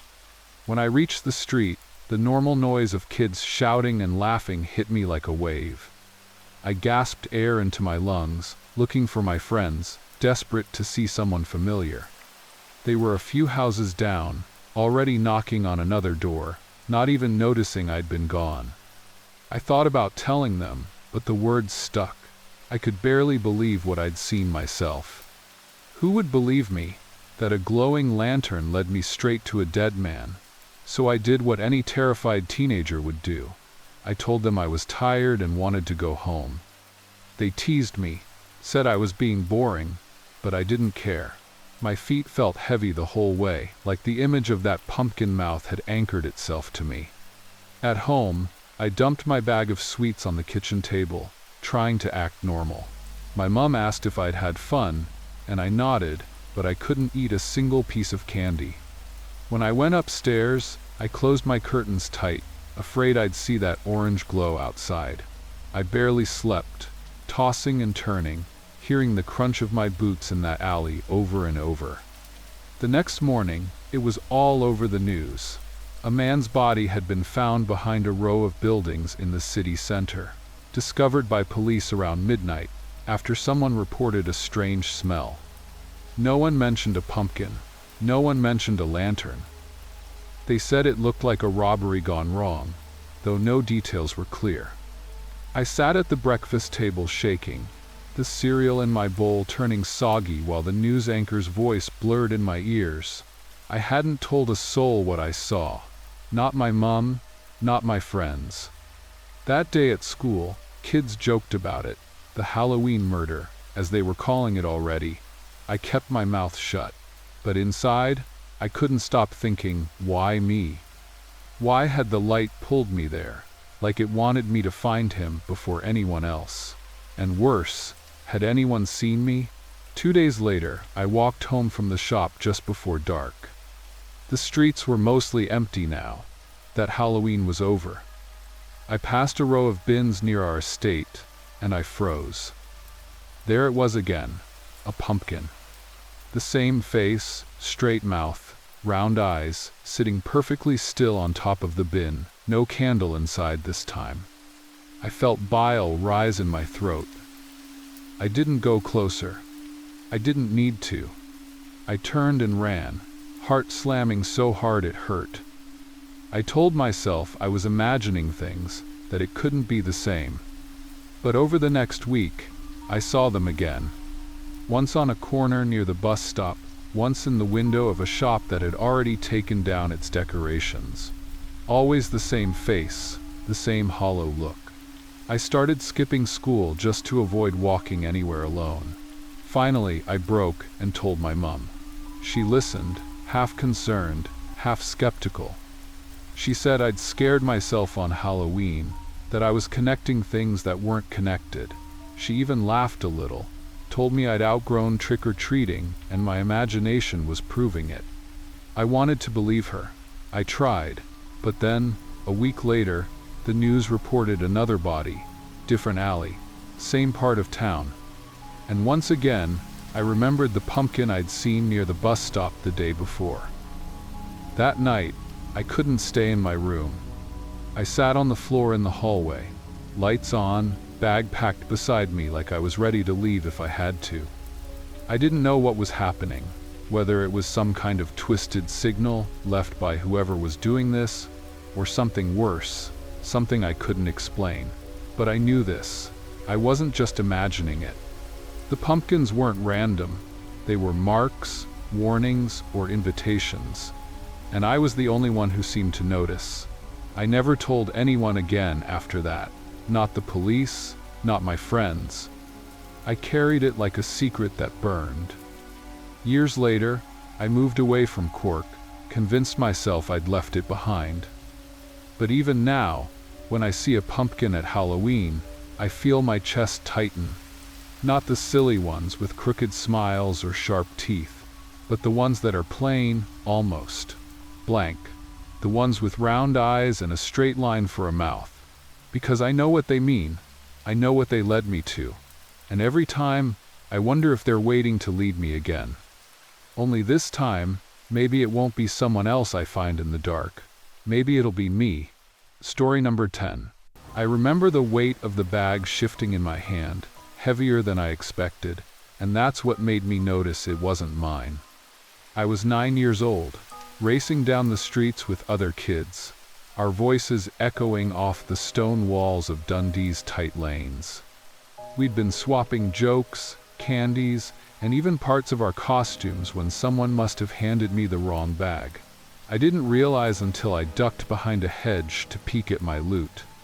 Instead of the jumble of sweets I'd carefully gathered, I found something that made me stop breathing for a moment. A crumpled photograph smeared with a rusty stain that looked far too much like blood, and a small brass key tied with fraying twine. At first, I thought it had to be a prank. Halloween in my neighborhood was filled with dares and tricks. Maybe someone thought it was funny to sneak that into my bag. But the photograph unsettled me. It showed a boy no older than me, with a scraped knee and a crooked grin, standing in front of a stone building I couldn't place. His eyes looked like they were staring straight at me, even though the picture was faded. The blood-like smear ran across his face, and my stomach churned. I remember holding the photo by the corner, almost afraid it would soak into me. The key dangled against it, shining faintly even in the dim light. I told myself to just throw it away, but curiosity was stronger than fear. Kids around me were laughing, running door to door, but I lingered, staring at the key. I slipped both into my pocket, promising I'd forget about it. I couldn't. The bag still felt wrong in my hand. I searched the streets for the other boy I might have swapped with, but every face was hidden behind masks. My mind kept circling back. Whose bag had I picked up? And why was there a key instead of candy? By the time I got home, my excitement over Halloween had dulled. I emptied the bag on my bedroom floor, still no sweets, just the photograph and the key. My mom shouted from the kitchen, asking if I'd had fun, and I yelled back that I had. I didn't want her to see what I'd found. Something about it felt private, secret, and dangerous. I turned the photo over. On the back, written in shaky pencil, was an address, Caird Avenue, cellar door. I froze. I knew Caird Avenue. It wasn't far, maybe a 10-minute walk from my school. I pictured the rows of narrow houses with worn stone steps, and I shivered. I couldn't stop thinking about it. That night, while I lay in bed, the key under my pillow, it felt like it was burning through the mattress. Sleep didn't come. My mind kept returning to the boy in the photograph, the smear of blood, and the strange instructions. I didn't know why, but I felt as though I had been chosen for something, and that terrified me. The next afternoon, instead of going home after school, I walked toward Caird Avenue. Every step felt heavier. My school bag dug into my shoulder, but it was the key in my pocket that made my palms sweat. The houses on Caird Avenue looked tired, with paint peeling from the doors and weeds growing in the cracks. I counted until I reached the number scratched faintly on the back of the photo. The house looked abandoned, windows clouded with grime, curtains hanging like rags. My chest pounded, but my feet kept moving. Around the side, I found a small wooden cellar door, its paint flaking away. The padlock looked old, rusted, but when I slipped the key in, it turned smoothly, almost too easily. The door creaked open, and the smell that rose up made my stomach twist, dampness, mold, and something metallic. I should have run. Every instinct screamed at me to run. But I climbed down the short set of steps, clutching the photo like a talisman. The cellar was dim, light leaking through cracks above. My eyes adjusted slowly. Against the far wall was a narrow bed frame with rotting blankets. Beside it lay another photograph, newer, glossier. My hand shook as I picked frame. Bite it up. It was of the same boy, but this time he didn't smile. His mouth was gagged with cloth, and his hands were tied in front of him. The blood I'd seen in the first picture didn't seem like an accident anymore. My throat tightened. I dropped the photo and backed toward the steps, but then I heard a soft scraping, like something dragging across the floorboards above. Someone was in the house. I froze, holding my breath, the air thick with mildew. The sound moved closer, then paused, as if listening. My heart hammered so loudly, I was sure it would give me away. When the footsteps shifted again, I darted up the stairs and pushed the cellar door closed behind me. I didn't even lock it, I just ran. My legs barely felt like they were touching the ground. As I sprinted back down the avenue, the image of the bound boy flashing in my mind. I didn't look back until I reached the corner, gasping for breath. And even then, I swore I saw the curtain in that house twitch. as if someone had been watching me. That night, I didn't tell anyone. I hid the key in my desk drawer and shoved the photos under my mattress. I wanted to forget, but forgetting wasn't possible. For weeks, I dreamed of the boy's eyes, begging me silently for help. I started avoiding Caird Avenue, taking the long way to school. But one evening, walking home later than usual, I saw something that made my blood run cold. Tacked to a lamppost near my street was a missing child poster. The boy's face stared back at me, the same one from the photographs. His name was Callum. He'd gone missing 3 years earlier. I felt sick. I knew then what the cellar had been. It wasn't just an empty room. Someone had kept him there. The blood on the first photograph wasn't a joke. And the person I'd heard above me must have been the one who took him. My fear turned into something else, guilt. I should have told someone. I should have gone straight to the police. But I was only 9, and I was terrified of being blamed. What if they thought I'd broken in? What if whoever lived there came after me? So I kept silent, even as more posters appeared, even as my parents talked in hushed voices about children disappearing from nearby towns. Months passed. The key stayed hidden in my drawer, a weight I couldn't throw away. Sometimes, late at night, I swore I heard faint knocks under my floor, though I knew it was impossible. Then one morning, I woke to find the photograph I'd hidden under my mattress lying on my desk. I hadn't put it there. My room door had been locked, yet the photo stared at me, the boy's gagged face illuminated by the morning light. My hands shook so badly I dropped it, and that was the first time I screamed. My parents rushed in, but I couldn't explain. I just told them I was sick. Inside, I knew someone had been in my room. Someone wanted me to remember. Maybe they wanted me to take the key back. I couldn't bear it anymore. I finally went to the police station, clutching the photo in my sweaty hand. I stammered out everything: the bag, the key, the cellar. They didn't believe me at first. But when I gave them the address, 2 officers left to check it. Hours later, they returned with grim faces. They told me the house had been cleared out. No photos, no bed frame, no trace of anyone living there. Only the smell of rot clung to the cellar. Whoever had been there was gone. The officers asked me again and again if I was sure. I kept repeating what I'd seen.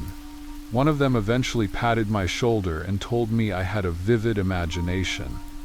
But a week later, news broke of another child found dead in a neighboring town. I knew then my silence had cost someone their life.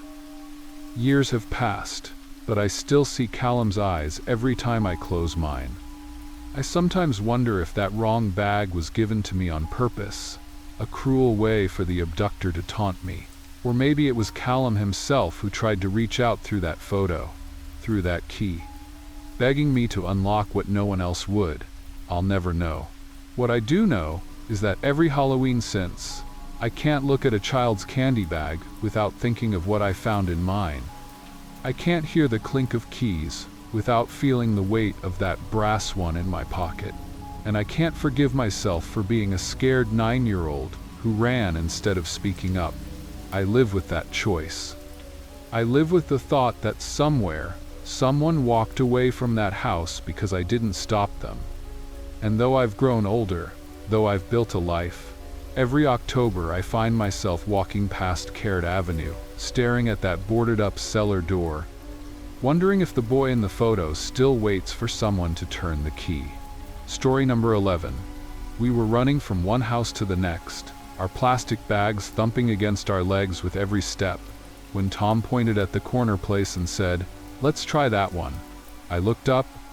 I saw the dark shape of the house at the end of the street, and hesitated. I didn't remember ever seeing anyone go in or out of it, and I'd lived in Dunedin my whole life. But it was Halloween in 1989, and we were 12-year-old boys, high on sugar and dares, so I followed along. There were 4 of us that night: me, Tom, Nathan, and Sean. We were in mismatched costumes. Tom had a sheet with holes for eyes. Nathan wore a vampire cape, Sean had on a plastic skull mask, and I'd smeared cheap green paint on my face to be a zombie. We were already sweating from running up and down the block, but none of us wanted to quit early. Trick-or-treating wasn't big in New Zealand back then, but our little street had enough kids to make it feel like a thing. That corner house, though it was different. The gate creaked when we pushed it open, and the path was lined with weeds that brushed our legs. I felt uneasy, but the thrill of doing something slightly scary pushed me forward. Sean was the first to knock. The sound of his knuckles on the door echoed strangely, like the wood was hollow. For a moment, nothing happened. Tom laughed nervously and said, "Told you, no one lives here." He started to turn away when the door opened just a crack. A woman's face appeared, old and pale, framed by wisps of white hair. She smiled, not in a creepy way, but kindly, like a grandmother who'd been waiting for visitors. "Well, aren't you boys dressed nicely?" she said softly. Her voice had that tremor of age, but it was gentle. We froze for a second, glancing at each other. Then Sean held out his bag and mumbled, "Trick or treat." The woman chuckled, as if delighted by the phrase, and opened the door wider. She wore a faded cardigan and a long skirt, and in her, the hand she carried a little wicker basket filled with wrapped candies. She dropped 2 into each of our bags, patting the rim as she did. "There you go, darlings. Enjoy yourselves." The smell that drifted out of the house wasn't rotten, but it was old, like a cupboard that hadn't been opened in years. "Thanks," we said almost in unison, backing away. I remember distinctly how warm the candy felt in my bag, as if it had been sitting near a heater. When the door shut, Tom grinned. "See, nothing scary." But Nathan leaned in closer and whispered, "Did you notice her hands?" I had. They trembled violently, like she was struggling to hold the basket steady. I brushed it off. Old people shook sometimes. Still, as we walked back down the path, I had the strange feeling of being watched through the curtains. Later that night, when we emptied our bags at Tom's house, I picked up one of the sweets she'd given me. It wasn't like the other candies, no bright wrappers or logos. It was wrapped in plain wax paper, twisted at the ends. I almost didn't eat it, but Tom unwrapped his without hesitation. Inside was a hard, pale, sweet, like toffee. We shrugged and popped them into our mouths. It tasted faintly of caramel, but with something bitter underneath, something that clung to the back of my throat. I spat mine out into the bin when no one was looking. The next morning, I was woken by my mum calling from the kitchen.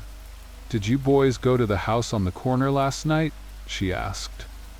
Her tone was sharp, unusual. I admitted we had. She set down the newspaper in front of me, the headline bold.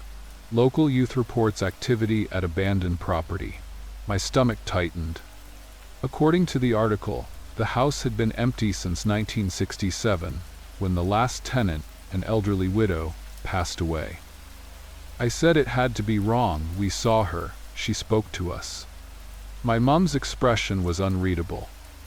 "You and your friends should come with me," she said. We went to the police, the station that afternoon. An officer asked us to describe what happened. Each of us told the same story. The woman, the basket, the candies. The officer scribbled notes, frowning. "That house has been boarded up for years," he said finally. "There's no electricity, no plumbing, no one lives there." Tom insisted we weren't lying. Nathan pulled one of the sweets from his pocket. He'd kept it. The officer took it carefully, studied the plain wrapper, and left the room. When he returned, his face was even grimmer. "We'll need to test this," he said, sliding it into a plastic bag. We walked home together in silence. The confidence we'd had the night before was gone. Sean finally muttered, "So who did we see?" No one answered. 2 days later, a detective came to my house. He sat with my parents and explained that the candy tested positive for traces of phenobarbital, a strong sedative. Not enough to kill, but enough to make someone sick or drowsy. My stomach lurched when I thought of Tom swallowing his whole sweet. The detective asked if we remembered anything else. I admitted I had spat mine out, but Tom had eaten his. Tom's mom later told us he'd been unusually tired that night, nearly falling asleep at the table, but she'd put it down to sugar crash. The police searched the house. I'll never forget when the detective called my mom to confirm what they found. Nothing. No basket, no old woman, no signs of anyone living there. Just dust, broken furniture, and boarded-up windows. They showed us photos to prove it. The kitchen was filled with cobwebs, the floor covered in debris. Yet I remembered the warmth of the light, the scent of something faintly floral when she opened the door, the soft crackle of her cardigan as she reached out. It didn't add up. For weeks, the story spread through Dunedin. Kids at school whispered about us, some calling us liars, others treating us like we'd seen a ghost. I hated that word. What we saw wasn't a ghost. She was real. Her voice, her hands, the candies, all of it was too solid, too human. But I couldn't deny the evidence. The house was empty, and had been for decades. One evening, I went back alone. I had to see for myself. The gate still creaked, the path still overgrown. The front door was nailed shut now, sealed with wooden planks. My chest tightened as I pressed my ear to the cold wood. Nothing. No shuffle of feet, no kindly voice, just silence. I left quickly, heart hammering, promising myself never to return. Years later, when I was old enough to piece things together, I dug into old records at the library. The widow who'd lived there before dying in 1967 had indeed been known for handing out homemade sweets to neighborhood children every year. The description in the obituary matched the woman we saw almost exactly: white hair, cardigan, wicker basket. I sat there in the library, newspaper clippings spread before me, and felt my stomach twist. Somehow, on that Halloween night in 1989, we'd knocked on the door of a house where no one had lived for over 20 years, and something had answered. I've told this story many times since, and people always ask the same thing. Do I believe in ghosts? I don't know. What I believe is that I looked into the eyes of a woman who was supposed to have been dead long before I was born, and she looked back at me with warmth, as if she'd been waiting all those years for someone to knock again. And what terrifies me most isn't that she was a ghost, it's that she gave us candy laced with sedatives, as though she wasn't just welcoming us, she was trying to keep us. I can still taste the bitterness at the back of my throat when I think about it. Story number 12. I can still hear her laugh in my head, sharp and playful, bouncing off the narrow road as we ran between houses with our pillowcases stuffed full of sweets. It was 2003, and I was 12, old enough to think I was too cool for trick-or-treating, but young enough not to say no when my best friend Marna begged me to come along. She was dressed as a witch, her hat slightly crooked and a cheap plastic mask covering half her face. She kept darting ahead of us, spinning around with her cape flapping, taunting us to keep up. "You're too slow," she shouted, her voice muffled behind the mask. I remember the sound of her shoes scuffing on the pavement as she took off toward the edge of town, where the street lamps thinned and the vineyards began.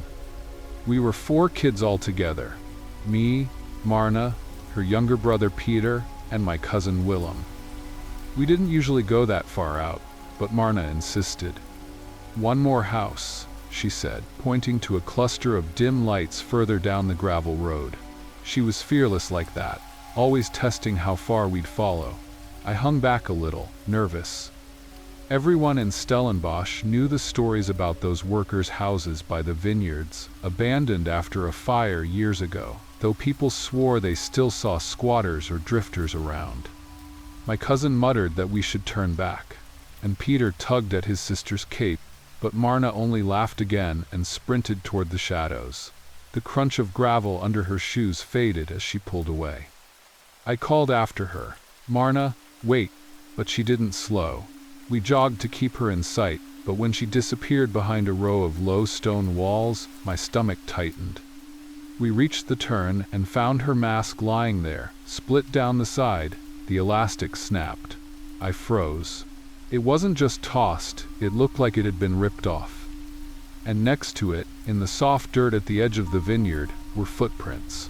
Hers were small and light, but next to them were others, heavier, angled sharply, dragging through the soil like someone had been moving fast.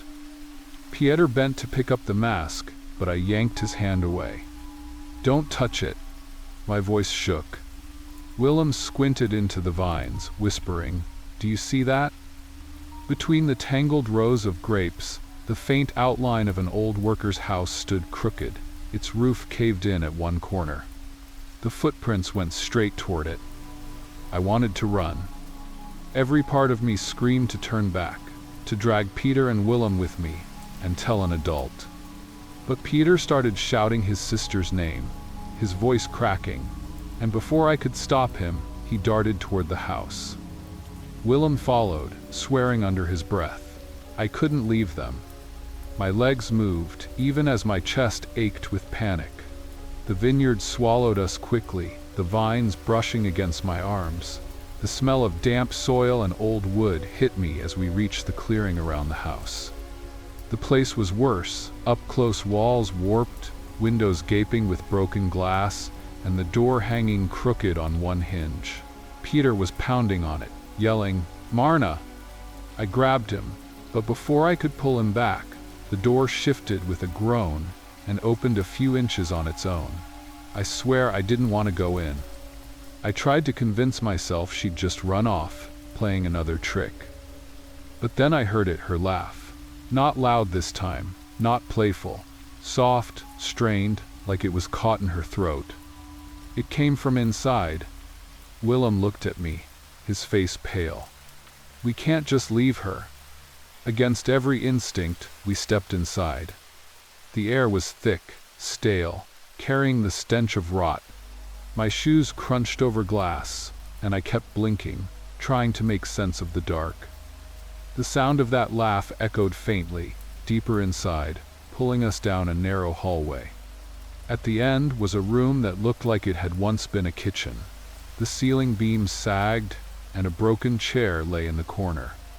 On the floor, near the far wall, sat a plastic bucket filled with something that smelled sour and metallic. I didn't want to look closer, but Willem did, and he whispered, "It's blood." His voice cracked on the word. My stomach flipped so hard I thought I'd be sick. Then we heard her again, closer, but wrong. It wasn't coming from one spot. It was like it circled us, bouncing around the room. Peter lunged forward, calling for his sister, and I grabbed him, hissing for him to stop. That's when I noticed the back door. It was open just a crack, and through it, I caught a glimpse of movement. Something tall, someone, tall, watching us. I yanked both boys back, whispering, "We have to go, now." But the figure stepped out of sight before I could see their face. My legs nearly gave out, but fear kept me upright. We turned and ran, crashing into the hallway again, shoving each other to get out the front door. I didn't dare look back. When we burst outside, we didn't stop. We barreled through the vines, tripping and clawing at the branches until the gravel road finally came into view. My lungs burned, my throat raw, but I forced myself forward. We didn't stop running until we reached the first house with a porch light still on. The adults didn't believe us at first. They thought Marna had just wandered off, that we were making up stories to cover it. But when we led them back to the vineyard, the mask was still there, cracked and dirty. The footprints were still pressed into the soil, and inside that house, they found the bucket. The police came, their torches flashing across the rotted wood and empty rooms. They asked us the same questions over and over. What did the person look like? Could we describe them? But all I had was that outline, tall and silent, vanishing into the dark. No face, no details, just the sense that they had been waiting for us. Marna was never found. Her disappearance shook the town, but over time, people stopped talking about it. Some whispered she must have run away, others said it was a stranger passing through. For years I replayed that night in my head, thinking of 100 ways I could have stopped her from running ahead, of how I should have grabbed her hand and forced her back to the group. It's been more than 20 years, but I still see that cracked mask in my dreams, lying there in the dirt. I still hear her laugh, caught between joy and fear, echoing from that broken house. And I still feel the weight of knowing that when she needed me most, I froze.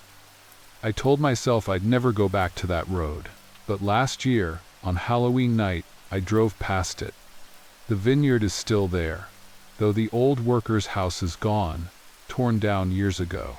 Nothing remains but a patch of overgrown grass and a rusted fence. I sat in my car for a long time, staring at that spot, and for the first time in 2 decades, I let myself say her name out loud. It didn't bring her back. It didn't erase the guilt. But maybe, in some small way, it meant she wasn't forgotten. Because I know what I saw that night, and whoever or whatever took Marna, they were real.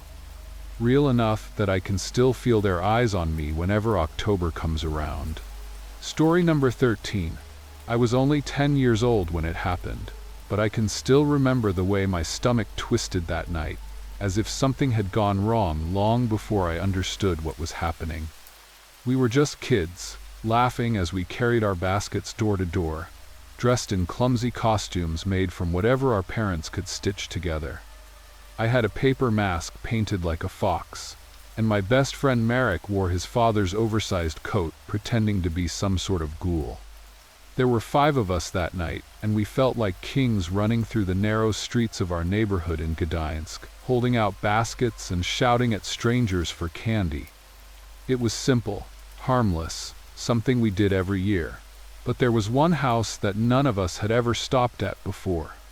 At the end of a small lane, wedged between 2 older brick houses, there was a narrow doorway with a piece of paper taped to it.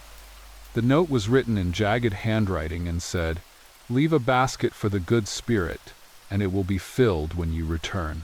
Underneath, there was a crooked little wooden stool, as if waiting for us. We froze when we saw it. We weren't sure if it was a joke or a trick, but of course, being children, the idea of free candy with no effort was too tempting. Marek grinned and set his basket down first. "Maybe they give more if you do this," he said, like he was being clever. We teased him for being greedy, but soon another kid put theirs down too. I hesitated. Something about it felt strange, like whoever wrote that note wasn't playing the same game we were. I still remember the knot in my chest when I reluctantly placed my basket on the stool, trying to laugh so the others wouldn't see how uneasy I felt. One boy, Piotr, refused. He shook his head and muttered, "It's stupid," clutching his basket tightly to his chest. Another girl, Karolina, did the same. That left 3 baskets sitting there. We told ourselves we'd go around the block and come back. It felt like a small adventure, as if we were in on some secret. We ran off, shouting and grabbing candy from the next row of houses, stuffing our pockets and sneaking pieces into our mouths as we moved. But even while I tried to laugh, I kept glancing back in my mind, wondering about that stool and that crooked handwriting.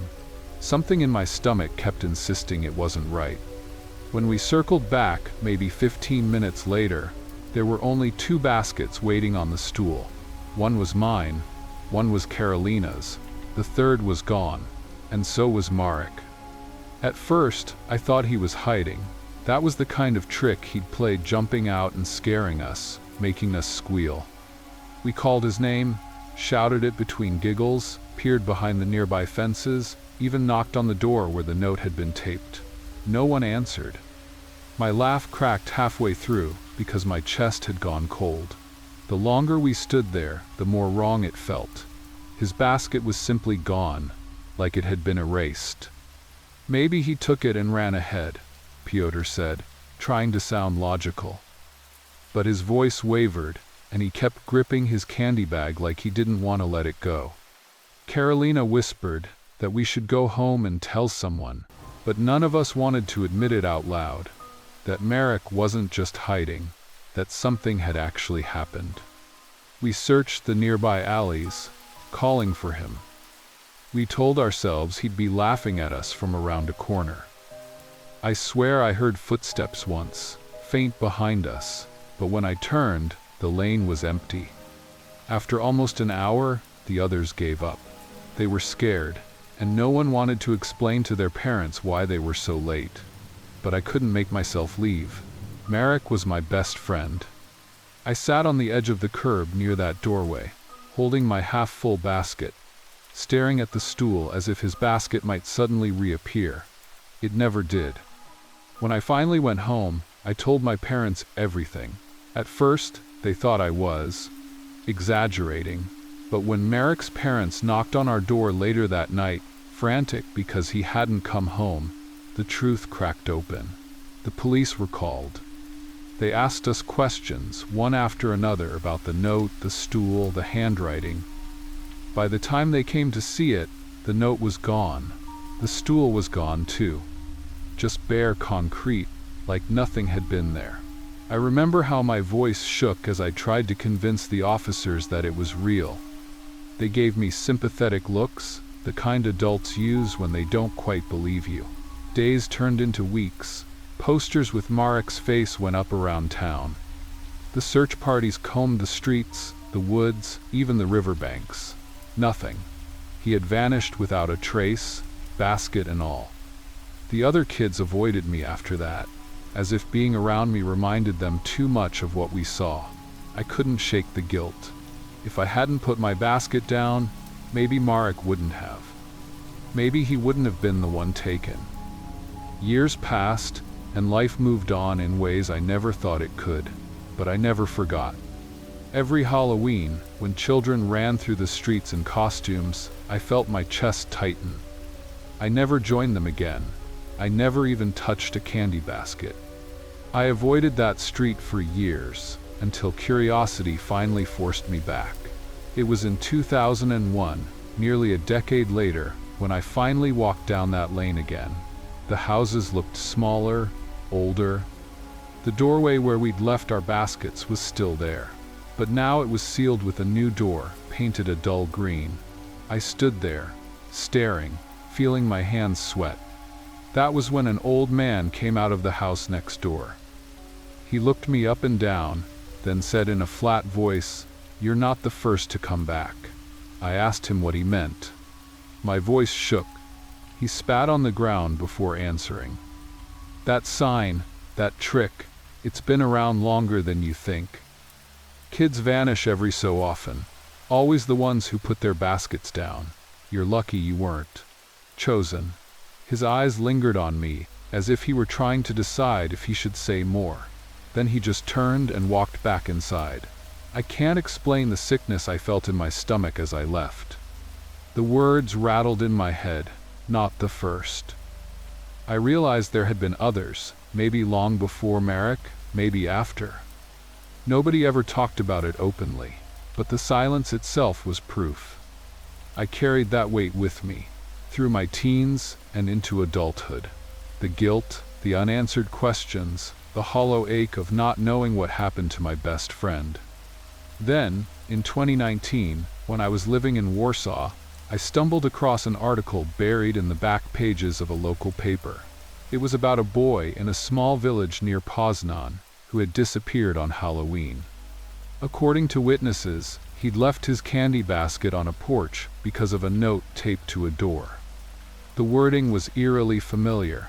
"Leave a basket for the good spirit, and it will be filled when you return." My hands shook as I read it. Nearly 3 decades later, the same words, the same trick. Another child gone, no trace left behind.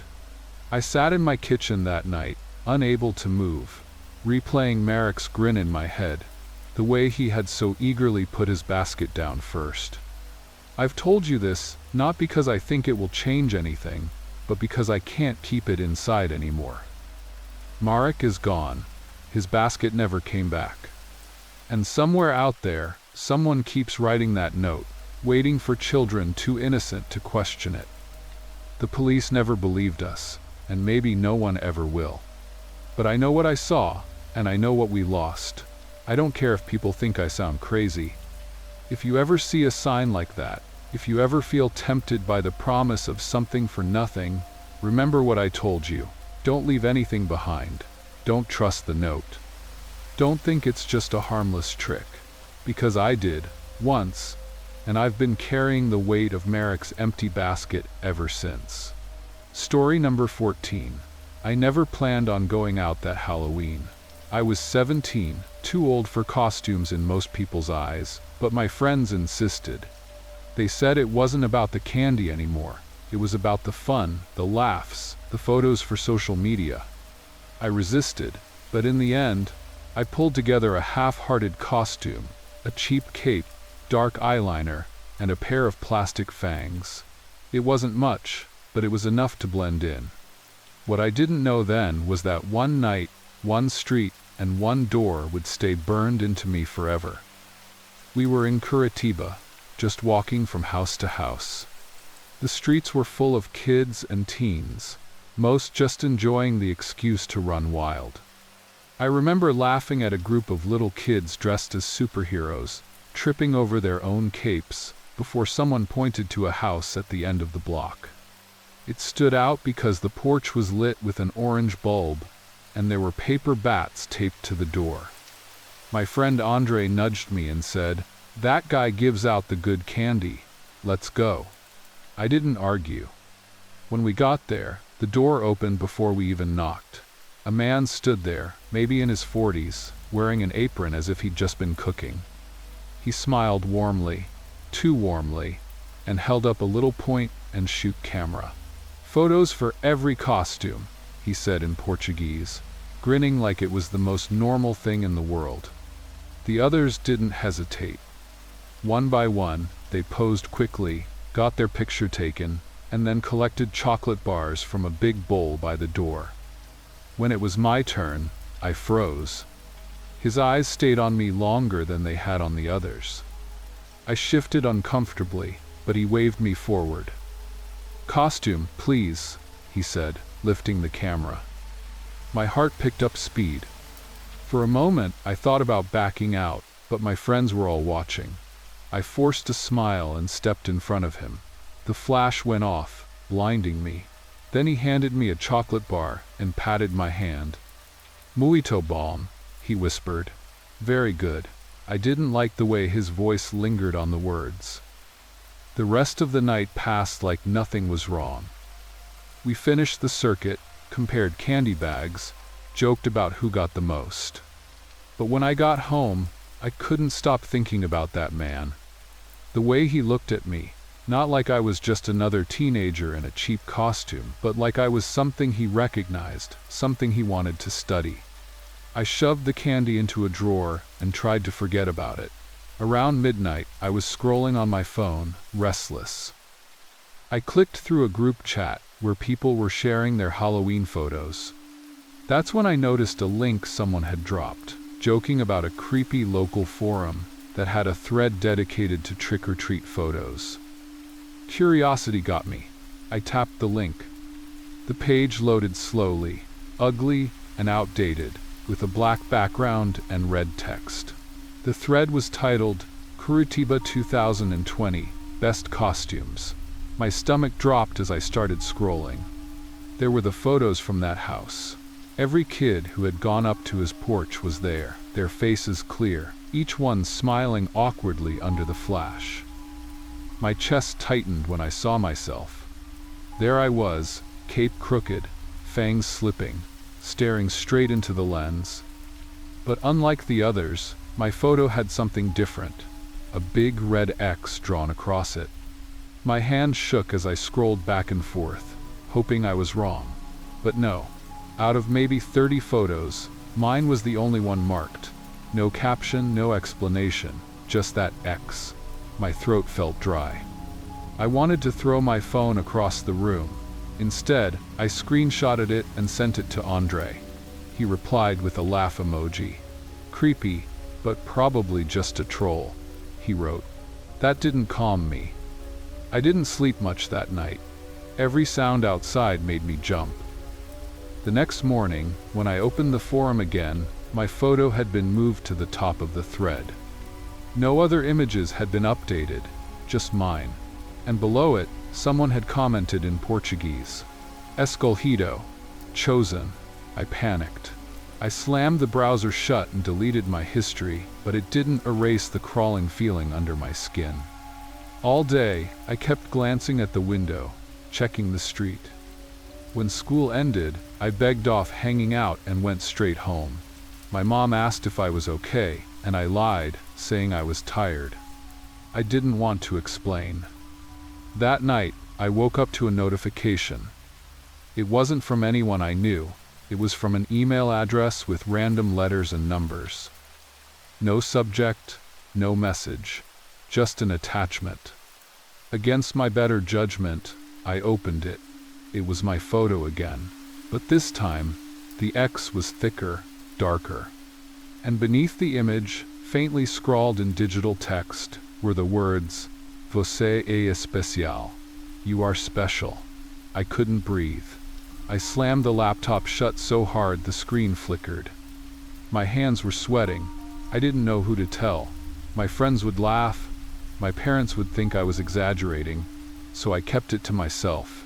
I didn't even reply. But the next day, when I walked to school, I noticed something that made my stomach turn. Parked across the street was a small, gray car I didn't recognize. Inside, a man sat slouched, pretending to look at his phone. When I glanced at him, he raised a camera and snapped a picture before driving off. I told myself it was paranoia. Maybe it wasn't even aimed at me. But then, during lunch, I checked the forum again. A new photo had been added, one of me that morning, walking to school, my backpack over one shoulder. It hadn't even been posted an hour ago. And again, the red X slashed across my face. I felt sick. I couldn't eat. My hands wouldn't stop shaking. When the last bell rang, I ran all the way home. I locked the doors, pulled the curtains, sat with my back against the wall. I didn't know what to do. That evening, the doorbell rang. I froze. My mother called out from the kitchen. "Pot attender? Could you get it?" I didn't move. The bell rang again. Reluctantly, I crept to the door and peeked through the peephole. No one was there, just a small envelope on the mat. I opened the door, a crack, and snatched it up. Inside was a printed photograph, my Halloween picture again. But this time, someone had circled my eyes in red ink. On the back, in shaky handwriting, "Soon." I ran to my mom, finally spilling everything.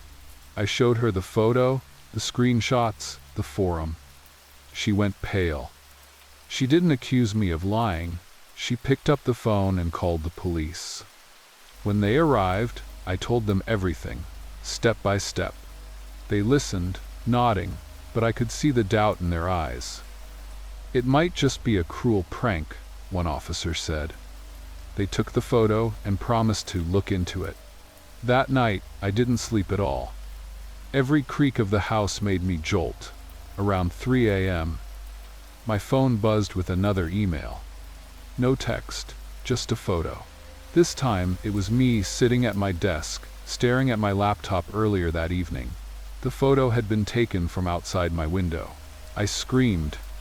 My mom burst into my room, and when I showed her, she didn't hesitate. She called the police again, shouting into the phone. Within half an hour, they were outside, canvassing the street. They found footprints in the damp soil beneath my window.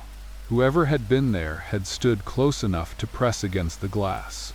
The police took things seriously after that. They told us to keep the curtains closed, to stay inside, and they increased patrols around the neighborhood. I wanted to believe that would be enough. But the fear sat heavy in my chest, refusing to leave. A week later, I logged back onto the forum, hands trembling. The thread was gone. Every post, every photo, wiped clean. For a moment, I thought it was over. Then I checked my inbox. One last email was waiting.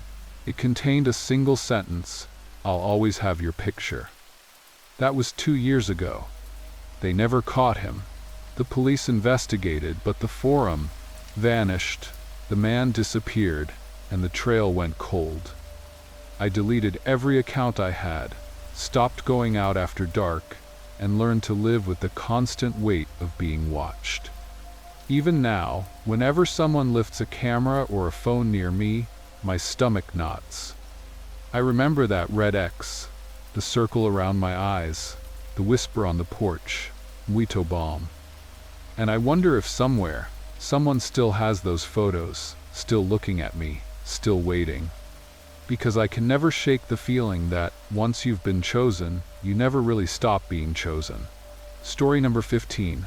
I remember clutching my paper bag so tight that the handles nearly tore, my knuckles stiff from excitement as I darted from one doorway to the next. It was 1,976 inches Bari, and though Halloween wasn't exactly a grand tradition here, my friends and I had convinced a few families to play along. We laughed at our own boldness, racing through narrow streets, our mismatched costumes swaying awkwardly. I had borrowed my cousin's old sheet, cutting out uneven holes to make myself a ghost. It scratched my face, but I didn't care. We were children, chasing sweets, and for that night we felt like kings. The bag grew heavier with each stop, coins clinking at the bottom, where a kind grandmother had mistaken our game for caroling. We didn't argue. By the time we reached the cluster of newer houses near the harbor, our group had grown loud, calling out to each other, teasing the younger ones who struggled to keep up. Among them was Paolo, a boy a year younger than me. He had been quiet all evening, but he carried his candy proudly in a plastic basket his mother had given him. I teased him that he looked like he was carrying laundry, and he only grinned. When we finally collapsed by the stone steps of the church, the bags spilled open in a rainbow of wrappers. The sight of so much sugar at once made our mouths water. We didn't wait to divide fairly. We traded, we bragged, and we stuffed our faces until our lips were sticky. I don't remember whose idea it was to dig deeper into the pile for the strange wrapped chocolates, ones none of us recognized. They were darker, folded in shiny red foil without any label. Paolo had the most of them. He handed me one, and I remember biting into the bitterness, the taste not quite right, as if someone had confused sugar with something sharp and metallic. We spat them out, laughing, pulling faces, and saying the candy must have been old. Paolo, stubborn as always, swallowed his, insisting it wasn't so bad. I remember telling him to stop trying to be brave over something as stupid as candy, but he just shrugged, shoved another one into his mouth, and moved on to the rest of his haul. That night, as I crawled into bed, my stomach felt uneasy. I blamed it on the sheer quantity of sweets. My mother scolded me for overindulging, gave me a glass of water, and kissed my forehead. By morning, the discomfort was gone. For me at least. The news came quickly, faster than rumors usually spread in our neighborhood. Paolo hadn't woken up properly. He had been sick all night, retching, his small body unable to fight off whatever was eating at him from inside. His parents had rushed him to the hospital, but by midday, whispers turned to certainty. Paolo was gone, dead, from candy he had eaten during our game. I didn't believe it at first. Children didn't die from candy. Children got stomach aches, sure, but not death. I refused to think the same foil-wrapped chocolate I had spat onto the cobblestones had killed him. But then I saw it with my own eyes. The police came, asking us questions, their faces stern, their notebooks filling with our childish descriptions. They gathered what candy we had left, sealed it into bags, and told us not to eat another piece. I watched as Paolo's basket sat on their table, half empty, stained with his small fingerprints. They tested the sweets, one by one, and soon the whispers carried across Bari. Poison. Rat poison, hidden in the candy, enough to kill. It was no accident, they said. Someone had placed those chocolates deliberately, waiting for children to pick them up. I didn't know how to process it. I was 11 years old, too old to be ignorant, too young to understand cruelty like this. I thought of Paolo's grin, the way he had tried to show he wasn't scared, and I felt a knot of guilt that I had spit mine out while he had swallowed his. Nights after, I couldn't sleep. Every time I closed my eyes, I imagined the bitter taste on my tongue, the burning sensation that hadn't been enough to harm me, but had been enough to kill him. I thought maybe I should have stopped him, maybe I should have yelled louder. Days turned into weeks, and the investigation spread. The police tracked the candy back to a source, though none of us knew exactly how, until the adults began whispering at shop fronts. A hardware store near the docks was being watched. The owner, a man named Signor Bellucci, had recently lost his daughter in a drowning accident. I remembered her faintly, a girl with braids who sometimes skipped rope near the square. One day she had gone swimming, and the sea had taken her. Everyone said it was tragic, a cruel twist of fate. But grief had curdled into something else inside her father. I overheard my uncle explaining it one night. Bellucci had bought rat poison in bulk, telling neighbors he needed to handle pests around his shop. But investigators found traces of the same compound in the chocolates that killed Paolo.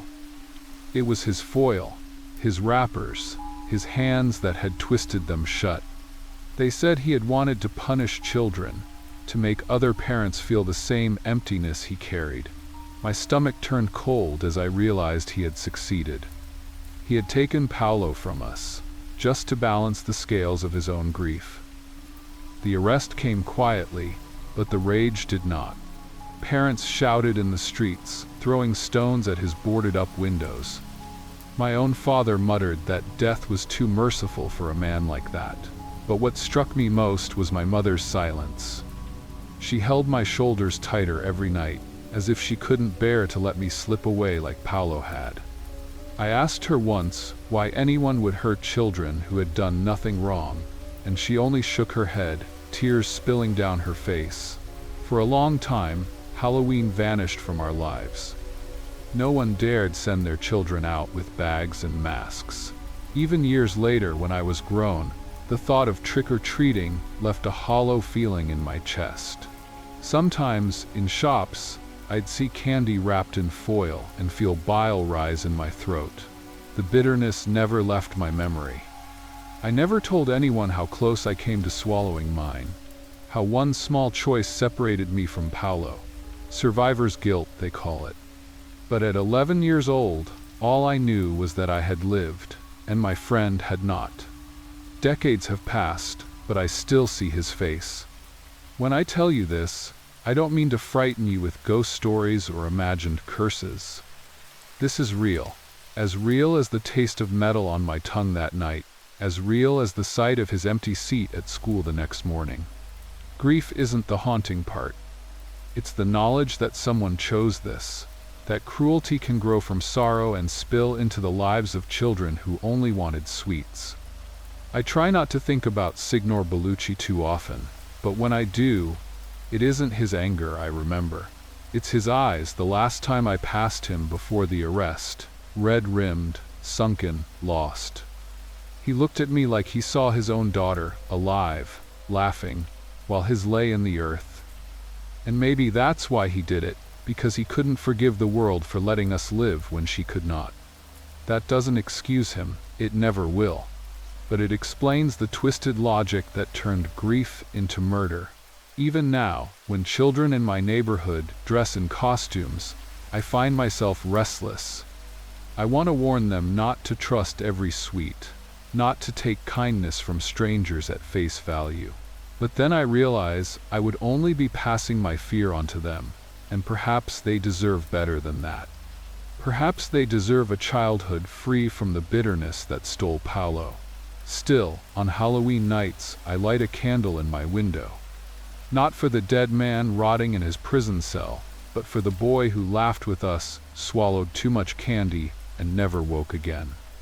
That candle is my reminder that life can shift in the space of a bite, in the choice to swallow or spit. It reminds me that I am here, telling you this story, not because I was braver, not because I was wiser, but because chance spared me. And when I see the flame flicker, I see Paolo's grin, stubborn and bright, daring the world to hurt him. The world did, and I am left carrying the taste of it still. Story number 16.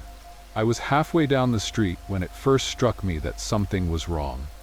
The block where I always trick-or-treated was usually buzzing with kids, parents calling out, doors opening, dogs barking from behind fences. That night, it was just me. I walked past one dark house after another, pumpkins unlit, curtains pulled. At first, I thought maybe people were just late putting their decorations out, or maybe I'd gotten the timing wrong, but then I checked my watch. It was barely 7:30.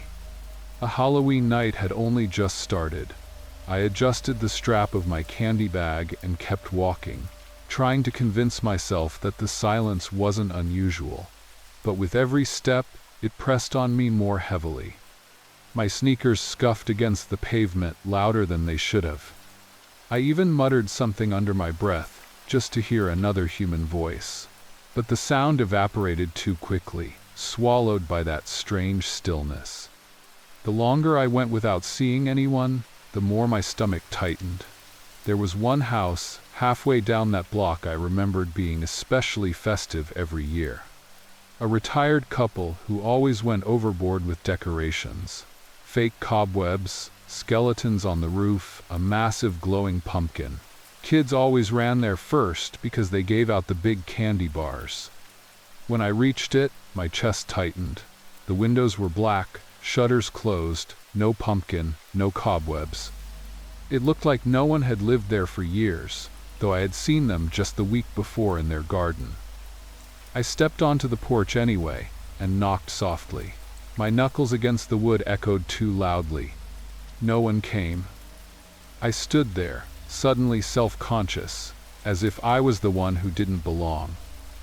I turned around and looked back up the street. All the houses were dark. Not a single other trick-or-treater in sight. My mouth went dry. I told myself maybe the city had canceled trick-or-treating that year. Maybe there was some local announcement I'd missed, but deep down, I knew that wasn't it. Kids in Kanazawa didn't always celebrate Halloween in a big way, but this street had always been different. My street. I decided to keep going, just one more house, telling myself I'd turn back after that. I reached the next gate, pushed it open, and walked up the path. A faint rustle made me stop. I froze, ears straining. It wasn't the wind, it was like paper crumpling. I looked down and saw a candy wrapper by my shoe. Bright orange foil, flattened. I bent to pick it up and frowned. It wasn't mine. I hadn't gotten any candy yet. When I straightened, I realized the entire walkway ahead of me was speckled with wrappers, scattered as though someone had dropped them one after another, leaving a trail. I followed them with my eyes, and they went past the porch, down the side of the house, and disappeared into the backyard. My heart thudded harder. My instincts told me not to follow, but curiosity pulled me a step forward. Then another. Halfway to the back, I thought I heard footsteps. Not steady ones, but light and irregular, like someone trying to match their pace to mine. I spun around, but the yard behind me was empty. My skin prickled. I told myself again to go home, but I pushed on, swallowing hard, until I rounded the corner. The backyard was empty, but the trail of wrappers ended there, piled against the fence in a messy heap. I crouched and touched them. They were slightly damp, as though someone had just dropped them minutes earlier. I looked around, searching for movement, but the windows of the house loomed blankly. No lights inside, no shapes behind the curtains. I backed away slowly, my pulse loud in my ears, until I reached the street again. By then, my excitement for Halloween had curdled into unease. I kept glancing over my shoulder as I walked. My bag felt ridiculous, swinging uselessly by my side. I thought maybe I should just cut across the park and head home, but the park was even darker, and the idea of walking through it alone made my stomach churn. So I kept to the street, telling myself I was being paranoid. I wasn't imagining the smell though. Halfway down the block, it hit me. Sweet at first, almost like caramel, but under it, something sour, like spoiled fruit. It came from ahead, faint but undeniable. I pulled my hoodie tighter around me and slowed down. The smell grew sharper the further I went, until I nearly gagged. I held my sleeve against my nose and forced myself to keep walking. That's when I saw the first door open. Just a crack, barely visible in the dark, but I swore it hadn't been open a moment before. I stopped dead. The street was silent, and the door creaked wider, inch by inch. No one stood behind it. Just darkness. I waited, but nothing moved inside. Finally, I turned and bolted. My shoes slapped against the pavement, breath ragged. I didn't care how stupid I looked. I just needed to get away from that block. When I reached the corner, I stopped and doubled over. Hands on my knees. My chest burned, lungs on fire. I looked back once. The door was shut again. The whole street was black and silent, as though none of it had happened. I didn't tell anyone that night. Not my parents, not my friends. I didn't even go through my candy bag. I shoved it under my bed and tried to forget the whole thing, convincing myself it was some weird trick of my imagination. The next morning, the news spread. Police had blocked off the entire street. My mom asked if I'd seen anything strange because apparently something had happened there overnight. I froze, spoon halfway to my mouth, and asked what she meant. She said the police had found candy wrappers scattered from one end of the street to the other, as though hundreds of kids had gone trick-or-treating and emptied their bags. But not a single family who lived there was home. Doors left open, meals on tables, televisions still running. Everyone was gone. I ran upstairs and pulled the bag from under my bed. I opened it carefully. Inside was candy, yes, but mixed in were wrappers identical to the ones I had picked up outside that backyard. Damp, sticky, smelling faintly of that same sweet sour stench. My stomach dropped. I thought about going to the police, but what would I say? That I had been there the night before and seen doors opening by themselves? That I'd followed a trail of candy wrappers into someone's yard? I imagined their faces, their polite smiles hiding disbelief. So I kept quiet, but I couldn't shake it. Days passed, then weeks, and the news only got worse. None of the families from that block were ever found. Not a single person turned up in hospitals, shelters, or neighboring towns. Their houses remained abandoned, belongings untouched. Rumors spread. Some said it was a mass relocation. Others whispered about cults. I knew better. I started dreaming of the wrappers. In the dreams, I'd hear that faint rustling again, just behind me, and no matter how fast I ran, the sound kept pace. I'd wake with my throat dry, my hands clutching my blanket like I was gripping a lifeline. One night, I woke to the sound of something crumpling under my bed. I froze. My eyes darted to the floor, but I couldn't see in the dark. Slowly, I reached for my bedside lamp and flicked it on. I bent down, heart racing. The bag of candy I had shoved there weeks earlier was gone. In its place was a single wrapper, bright orange, flattened, still damp. That was the moment I knew it wasn't just me. Whatever had happened to those families hadn't ended that night. It was still moving, still reaching. I couldn't prove it, but I knew the truth. That block hadn't just emptied itself out of coincidence. Something had lured them, one by one, until there was no one left. I moved away from Kanazawa years later, but every Halloween, I think about it. I never go out on that night anymore. I keep my lights off, my curtains closed, and I never answer the door, but sometimes, late at night, I'll hear the faint sound of paper crumpling just outside my window, and I know the wrappers are still there, waiting. And the worst part? I'm still the only one who came back. Story number 17. I was 9 when it happened, and even though decades have passed, I can still feel the weight of that night pressing down on me whenever I think about it. Halloween wasn't really a huge thing in Lille back in the early 80s, but kids like me loved any excuse to knock on doors and collect free sweets. My mother had let me go with a small group of friends, but by the end of the night I had drifted off on my own, feeling proud that I had filled my paper bag with more than I had ever collected before. I didn't even notice when the bag I was holding wasn't the one I had started with. The moment I realized something was wrong came later, at home, when my mother asked me to dump out the candy on the kitchen table. She had a habit of checking through it all before letting me eat any, muttering about strange people in the world.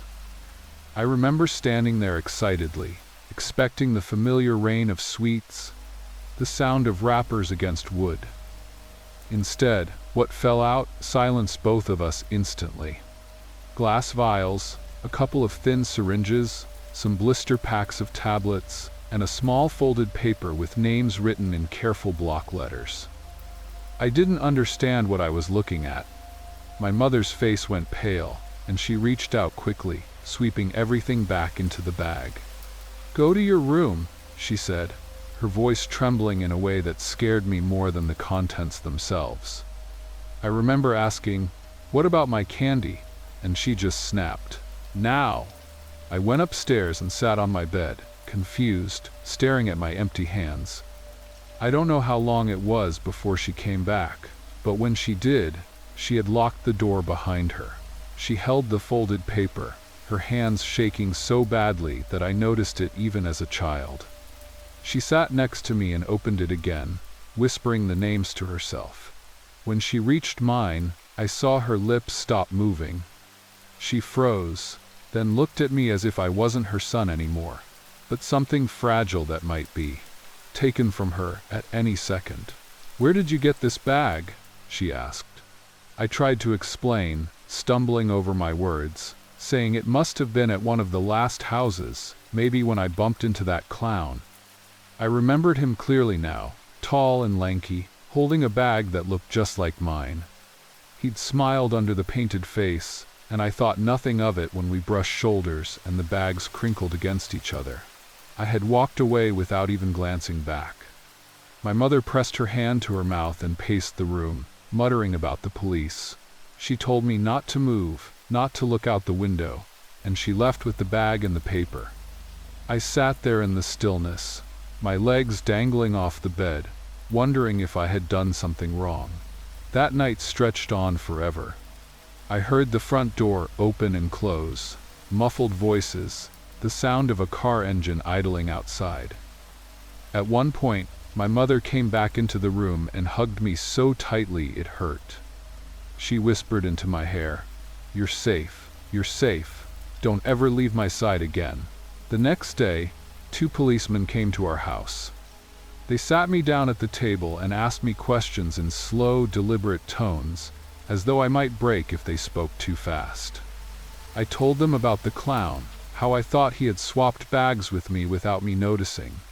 They looked at each other, and one of them asked, "Did he say anything to you?" I shook my head. "Did you see where he went?" Again, no. One of them leaned forward and asked, "Did you recognize any of the other names on that list?" I hadn't even read them properly, just glimpsed them. I told him no. He nodded and patted my hand like I had helped in some important way. For weeks after, my mother didn't let me go out alone. I wasn't allowed to ride my bike around the block or even walk to school by myself. She clung to me as though the moment she let go, I would vanish. At school, rumors started to spread. Kids whispered about the clown, about police cars seen prowling neighborhoods, about children who were taken. None of us really knew the truth, but every parent became suddenly strict. Every child watched more closely than before. The strangest part, though, came later when I overheard my mother talking to our neighbor. She didn't know I was listening. She said that some of the names on that list matched children who had gone missing in towns not too far from ours. I heard her say, "They're all gone," and his name was next. She broke down crying, and the neighbor tried to calm her. For years, nothing more came of it. Police never found the clown, at least not that we were told. Life moved on, though for me, Halloween was ruined forever. I never dressed up again, never knocked on doors. I grew up with this gnawing thought that I had brushed against someone who collected children like candy, and by accident, I had stepped out of line just long enough to see a piece of what he was hiding. As an adult, I thought I had buried it. But a few years ago, while cleaning my mother's attic after she passed, I found a box with old papers. Inside was a small envelope, yellowed with time. I opened it, and there it was, the folded list. The names were still legible, written in careful, almost elegant handwriting. Mine was circled. Holding it, I felt that same childhood terror rise up in me. My knees went weak, and I sat on the dusty floor, staring at my name, surrounded by a dark ring of ink. I thought of my mother keeping it all those years, hidden away where I would never find it. Maybe she couldn't bring herself to throw it out, or maybe she wanted me to discover it one day and finally understand the danger I had brushed so close to. I sat there for a long time, and all I could think was how close I came to being a story whispered about in schoolyards, a name murmured by parents as a warning, a photograph pinned on a police board. I wasn't chosen by chance. I had been on a list, waiting for someone to claim me. The weight of that realization has never left me. And whenever I see a child dressed as a clown on Halloween, even now, my chest tightens, and I feel 9 years old again, standing in the kitchen, watching syringes tumble across the table instead of candy. That was the night innocence ended for me, and I have never trusted a knock on the door since. Story number 18. We had already filled our bags halfway when Mateo pointed at the house at the end of the lane. It sat slightly apart from the others, with ivy climbing up its pale stone walls and a single pumpkin glowing faintly on the doorstep. The face carved into it was strange, no smile, no jagged teeth, just 2 narrow slits for eyes, and a line that curved like a closed mouth. "We have to hit that one," Mateo said, half laughing, and the rest of us agreed. There were 5 of us that night, me, Mateo, his younger brother Luis, and our 2 friends Clara and Hugo. We were restless, moving from house to house, pockets stuffed with chocolate and little fruit candies. Salamanca isn't really a Halloween city, but a few families had picked up the tradition, and we made the most of it. The walk down that lane felt heavier than the rest. The air went quiet, and the sound of our laughter seemed too loud. I remember Clara tightening her coat and whispering that the pumpkin looked wrong, like it was staring at us. I tried to brush it off, telling her it was just a decoration. Still, I felt something crawl under my skin as we climbed the steps. The door was slightly open already, as though someone had been expecting us. Luis raised his hand to knock, but the moment his knuckles touched the wood, the door swung wide on its own. Inside, the hall glowed with a warm yellow light, the kind that usually means safety. There was a bowl of candy set on a little table just beyond the threshold. "See, they're prepared," Mateo said, stepping in first. We followed him because that's what kids do. We follow the one who acts most certain. As soon as all 5 of us were inside, the door slammed shut behind us, with a sound so sharp it rattled through my chest. The light in the hallway flickered, then steadied again. I ran back and grabbed the knob, but it didn't turn. I pulled hard. Nothing. "It's locked," I said, though that didn't make sense. Who locks a door? From the outside with children inside? Hugo pushed past me and tried too, jiggling it harder, banging with his fist. The wood didn't budge, the lock didn't click. Luis started to laugh nervously, but his voice cracked in the middle of it. "Okay, joke's over," he called out. "You can open it now." No one answered. We turned toward the hallway. The candy bowl was still there, full of wrapped sweets, but suddenly it didn't feel like a prize. It felt like bait. Clara grabbed my arm. "This isn't right. Let's go further in. Maybe there's another exit." I wanted to argue, to keep pulling at the door until my hands blistered, but something in me knew she was right. We moved cautiously, our shoes making soft scuffs on the stone floor. The hallway opened into a wider room that looked like a living room, except it was bare, no couches, no chairs, just a rug, and that same yellow light flooding from a lamp in the corner. The walls were lined with shelves, but instead of books or photos, there were rows of jars. Each one was filled with something different: dried flowers, coins, buttons, little folded scraps of paper. Hugo walked up close and pointed at one jar. "Look," he whispered. Inside, instead of paper, there were teeth.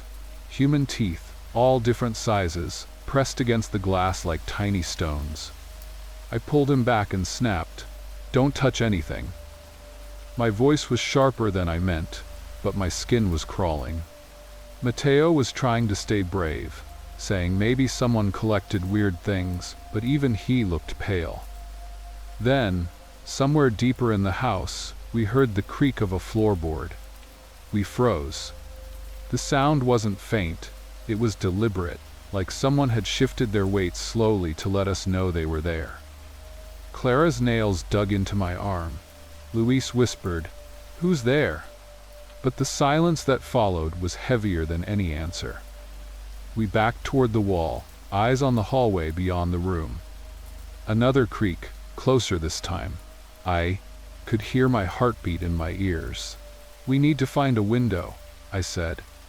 We searched quickly, darting from wall to wall, but there weren't any windows at all, just solid stone and shelves stacked with more jars.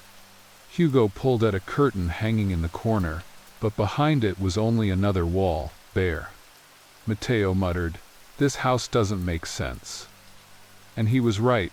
Houses in Salamanca, even the old ones, don't look like this inside. This was built like a trap. The footsteps began then slow, measured, moving closer from the hall we had just come through. Whoever it was, they weren't hiding. They wanted us to hear. Mateo grabbed Luis's hand and whispered for him to stay behind. Clara clung to me, her breathing shallow, and Hugo pressed himself against the shelves as if he could sink into them. The footsteps stopped just before the living room. No one entered. The silence stretched until it was unbearable. Then, from the hallway, we heard the soft scrape of something heavy being dragged along the floor. A chair, a box. No, when the shape appeared at the threshold, we saw it was another pumpkin.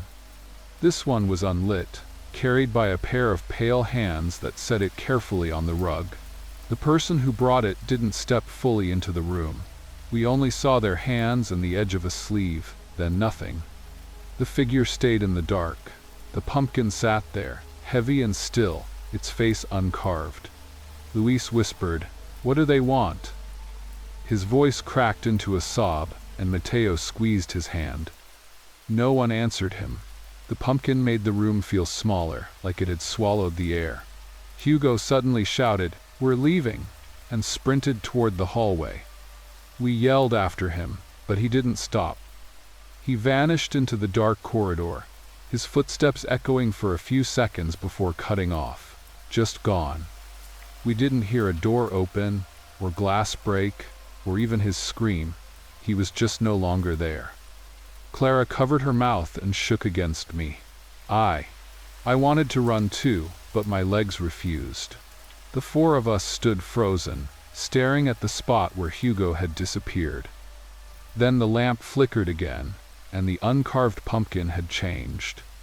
It now bore a carved face, the same narrow eyes and closed mouth as the one on the doorstep. None of us had seen it carved, but there it was, the cuts fresh, the smell of raw pumpkin sharp in the air. Mateo swore under his breath. Luis started crying openly. I felt my throat tighten until I couldn't breathe. We needed to move, now. I pulled Clara and Luis by their arms and hissed at Mateo. "Find another way, anywhere." He nodded, his jaw set, and we rushed toward a side door half hidden by shelves. It opened into a staircase spiraling down. I didn't want to go underground, but it was the only option. The stairs led us into a cellar lined with stone walls. The air was damp and foul, smelling of mold and iron. Rows of crates and barrels were stacked along the edges, but what caught our attention was the line of shoes scattered across the floor. Children's shoes, dozens of them, some still muddy, some worn thin. Clara gasped so loudly it echoed. Mateo grabbed Luis's face and whispered, "Don't look, just don't." But Luis had already seen. His small hands clutched his brother's arm, trembling. I forced myself not to collapse right there. These weren't decorations, they were evidence. At the far end of the cellar, a door sat slightly ajar. A faint draft came through it, cold air, real air from outside. We bolted for it. I pushed it open with all my strength, and we spilled into a narrow alley behind the house. The night air hit me like water, sharp and real. We didn't stop running until the lights of the main street came into view. By the time we stumbled into the plaza, gasping and crying, only 4 of us remained. Hugo never came back. We tried to explain to the police, but when they followed us, the house wasn't the same. The pumpkin was gone. The shelves, they were gone. The cellar was empty, just a damp basement with nothing inside. They said we were imagining things, kids playing tricks on each other, confusing houses in the dark.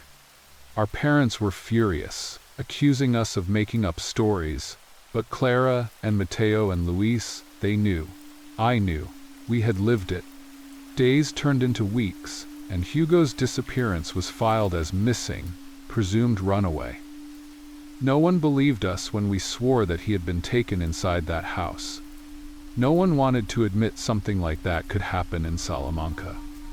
Years have passed, and I still dream of that door slamming behind us, of the jars on the shelves, of Hugo's footsteps cutting off too suddenly.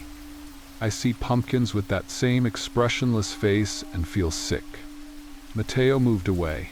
Luis doesn't talk about that night at all. Clara and I spoke once about it as adults, and she broke down crying, saying she sometimes hears a knock at her door on Halloween, light and playful, like a child's. She never opens, neither do I. Because if I do, I know what I'll see. Another pumpkin, waiting, with its mouth closed tight. And I know one day, maybe soon, I'll have to answer for walking out of that house when Hugo didn't. Story number 19. I was only 10 when it happened, and to this day, I can still picture the exact moment I froze on that doorstep. My paper bag of candy was crumpled in my fist, the cheap rubber mask I wore pinched my cheeks, and there it was, a pumpkin, sitting square on the step of a house I didn't even know. At first, I thought nothing of it. Every porch had pumpkins that night. But then I leaned closer, and I swear my chest tightened so much I thought I'd faint. The carved face was mine. My nose, my lopsided grin, even the gap where one of my front teeth had fallen out last spring. I laughed nervously, like maybe it was a coincidence. Kids carve silly faces all the time. But the longer I stared, the more impossible it became to dismiss. I tugged on my friend Jens's sleeve and whispered, Does that look like me?" He squinted, tilted his head, and for a second, he didn't answer. Then he just said, "Creepy," and dragged me away, brushing it off like it was nothing. But I couldn't shake it. When I got home that night, I dumped the candy out on the kitchen table and tried to ignore the pumpkin's image burned into my brain. My parents were chatting about the neighbors' costumes and laughing about how tired I looked. I wanted to tell them about it, but every time I opened my mouth, I felt silly. How would that even sound? Hey, there was a pumpkin with my face on it. They would just smile, pat my shoulder, and tell me I had an active imagination. So, I kept it to myself. But lying in bed, staring at the ceiling, I replayed the moment again and again. The angles of the eyes, the crooked smile, it wasn't just close, it was exact. Whoever had carved it must have studied me. The next morning, curiosity burned inside me. I told Jens I wanted to check out that house again. He groaned, said Halloween was over, but I insisted. We rode our bikes down the street, stopped at the same quiet block, and there was the house. The pumpkin was still there, except now, in daylight, I noticed something that I hadn't before. The lines weren't random carving marks. They were too careful, too precise, like someone had drawn my face first, then carved along those lines. My stomach turned. I didn't even want to be near it. Jens laughed, nudged it with his foot, and said, "Maybe you have a secret fan." But it didn't feel funny. It felt like someone had been watching me, memorizing me. I avoided the house after that. I tried to go back to being normal, going to school, joking with Jens, helping my mom with chores. For a few days, I convinced myself it had been a weird coincidence. Until the following weekend. My father asked me to take out the trash, and when I opened our gate, I stopped dead. Sitting right there on the edge of the walkway was another pumpkin. At first glance, it was just another face, but as I stepped closer, my legs went weak. It was me again, only this time, the expression was different. The eyes were carved downward, heavy with sadness. The mouth was twisted into a frown, with careful etchings under the eyes that looked like tears. My tears. I dropped the trash bag and screamed for my father. He came running, annoyed at first, then frowning when he saw my face. I pointed at the pumpkin, shaking so badly my teeth chattered. He examined it, confused, and asked, "Who left this here?"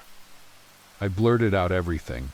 The first pumpkin at the stranger's house, how it had looked like me, and now this one. He crouched down, looked me right in the eyes, and said, "You've been reading too many ghost stories." He picked up the pumpkin, tossed it into the bin, and told me to stop worrying. But I knew it wasn't just my imagination. That night, I couldn't sleep. Every sound made me sit up in bed, the creak of the house, the rustle of the wind, even Jen's laughter replaying in my head. I kept seeing those carved tears. By morning, my eyes felt gritty from no sleep, but I forced myself through school, through dinner, pretending I was fine. A part of me thought maybe it was over. Maybe whoever had done it had gotten bored. But 2 nights later, I woke up to a faint scraping noise outside my window. My heart hammered so hard I couldn't breathe. Slowly, I crept out of bed, tiptoed to the curtains, and pulled them back just enough to see. There, sitting in the garden, was a man crouched over something round, his hands moving rhythmically with a knife. The moonlight caught the pale gleam of the blade. He was carving another pumpkin. My pumpkin. My breath caught in my throat, and I stumbled backward, knocking over a chair. The noise must have startled him because he froze, looked up, and for the briefest moment, our eyes met. I didn't recognize him. His face was ordinary, forgettable, but his stare cut right through me. Then he stood, grabbed the half-finished pumpkin, and walked into the shadows like he'd melted into them. I screamed for my parents. They rushed into my room, and I sobbed out what I'd seen. My father ran outside with a flashlight, combed the yard, but there was nothing. No man, no pumpkin, no footprints in the soil. My mother held me tight, whispering that it was a nightmare. But it wasn't. I knew it wasn't. The next day, they took me to the police station. I sat there trembling, telling the officer everything, the pumpkins, the man in the garden, the way he'd looked at me. The officer nodded politely, wrote it down, but I could see in his eyes that he didn't believe me. No evidence, no crime. Just a scared kid with a wild story. After that, I wasn't allowed to be alone. My parents picked me up from school, checked the locks twice before bed, kept the garden lights on. For a while, things were quiet, and I almost let myself believe maybe it was over. But Halloween decorations lingered in the neighborhood, and every time I saw a pumpkin, my stomach clenched. Then one morning, Jens came running up to me at school, pale as chalk. "There's something you need to see," he whispered. We ditched class, biked straight to his street, and he pointed at his neighbor's porch. My blood went cold. Another pumpkin. But this time, it wasn't me. It was Jens. His face, carved with brutal accuracy, staring blankly from the porch. He panicked, wanted to smash it to pieces, but I grabbed his arm. "If you destroy it, he'll know we're scared," I said. My voice shook, but it was the only thing I could think of. Because now it wasn't just me. Whoever this was, he was watching both of us. Jens didn't come to school the next day. His parents had pulled him out, said they were going to stay with relatives in Hamburg for a while. I never saw him again. His family moved the following spring, and no one explained why. I thought maybe I'd be next. Every night I lay awake, staring at the window, waiting for that scraping sound. Weeks passed, then months, and nothing happened. Slowly, life returned to something like normal. The pumpkins rotted away, winter set in, and people stopped talking about Halloween. But I never forgot. Every time I closed my eyes, I saw those carved tears, that man's eyes locking with mine. Years later, when I was old enough to move out, I did everything to leave that memory behind. But Bremen isn't a big place, and one autumn, walking home from work, I passed a small market stall selling pumpkins. My chest tightened. The vendor smiled at me, offered me a sample of roasted seeds, and for a moment, everything seemed ordinary. But then I noticed the small knife in his hand, the way his fingers flexed around it like it was part of him. His eyes lifted, met mine, and my heart stopped. They were the same eyes. Older, lined, but unmistakable. He gave me a slow smile, like he remembered me too. I turned and ran, faster than I'd ever run in my life, not stopping until I was home behind locked doors. That night, when I finally dared to look out my window, there was nothing in the garden, no man, no scraping. But the next morning, sitting neatly by the gate, was a single pumpkin. The face was older now, more worn, but it was still mine. And this time, the mouth was sewn shut. I didn't go to the police. I didn't tell anyone. I packed my things, left Bremen within a week, and never went back. Sometimes, when October creeps in, I still wake to the sound of scraping in my dreams. I tell myself it's just memory, just fear replaying itself. But every year, without fail, a pumpkin shows up outside, wherever I'm living. Always with my face. Always a little more detailed than the last. I destroy them, I move cities, I change addresses. It doesn't matter. He finds me. And the part that scares me most, the part I never admit to anyone, is this. The face isn't just mine anymore. Each year it changes just slightly, becoming less like the child I was and more like the adult I am now. It's keeping up with me, watching me age. Whoever he is, he hasn't stopped. He never will. Story number 20. I still remember the way Sarah laughed as she spun in front of the mirror, the cheap vampire cape brushing the floor of our flat. "Too dramatic?" she asked, baring the fake fangs she'd glued over her canines. I shook my head, told her it suited her, though something in me hated that costume from the start. It wasn't that she looked bad, she looked incredible, but more that it made her seem like someone else, someone distant. We'd been friends since first year at the University of East Anglia, and this was our last Halloween before graduation. We were supposed to celebrate together. I never thought it would be the last night I'd see her. The night itself wasn't special at first. We went out with a group from our literature society, hopping between pubs, half drunk on cider and cheap lager, laughing too loud in our ridiculous costumes. I was dressed as a skeleton painted face, black hoodie, glow-in-the-dark bones on my sleeves. Sarah stole the spotlight though, swanning about with her cape, hissing at strangers, leaning in close to bite their necks. People loved it. They bought her drinks, cheered when she twirled, took photos.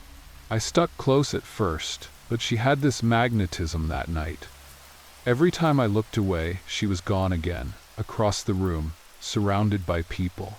I started to feel like I was watching her through glass, like she wasn't mine to keep safe anymore. At some point, past midnight, I lost her in the crush outside the murderer's pub. One second she was there, the next she was swallowed by the crowd of students drifting towards Prince of Wales Road. I tried calling her name, but the noise drowned me out. My phone was in my pocket, but it was 1999. No one carried mobiles casually like we do now. We didn't even have a way to text. We just said, "Meet you at the flat later," and trusted it would happen.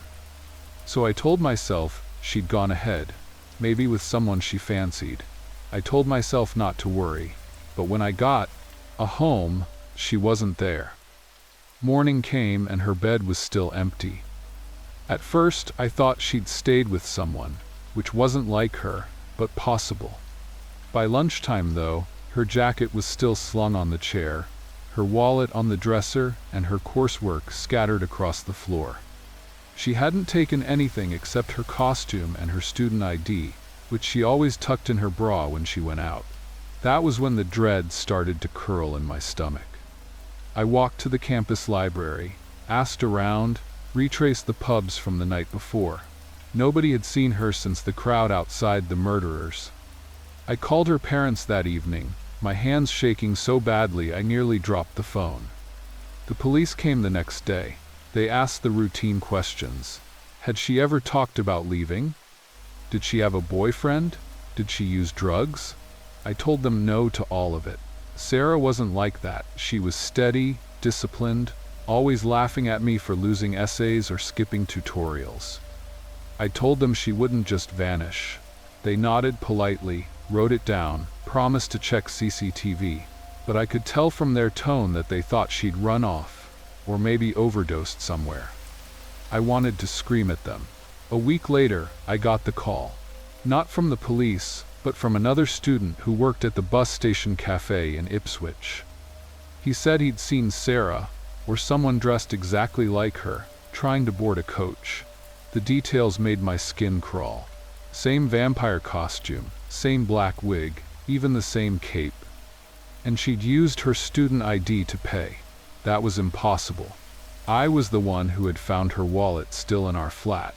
The ID card wasn't missing, unless she had a duplicate, or unless someone else had it. I went to the police again, told them what I'd heard. They pulled the CCTV from the station. I'll never forget the moment they showed me the tape. Grainy footage, time-stamped 6 days after Halloween, showed a figure in Sarah's costume walking across the Contection lobby. The wig hung heavy over the shoulders, the cape swirled. But the movement was wrong.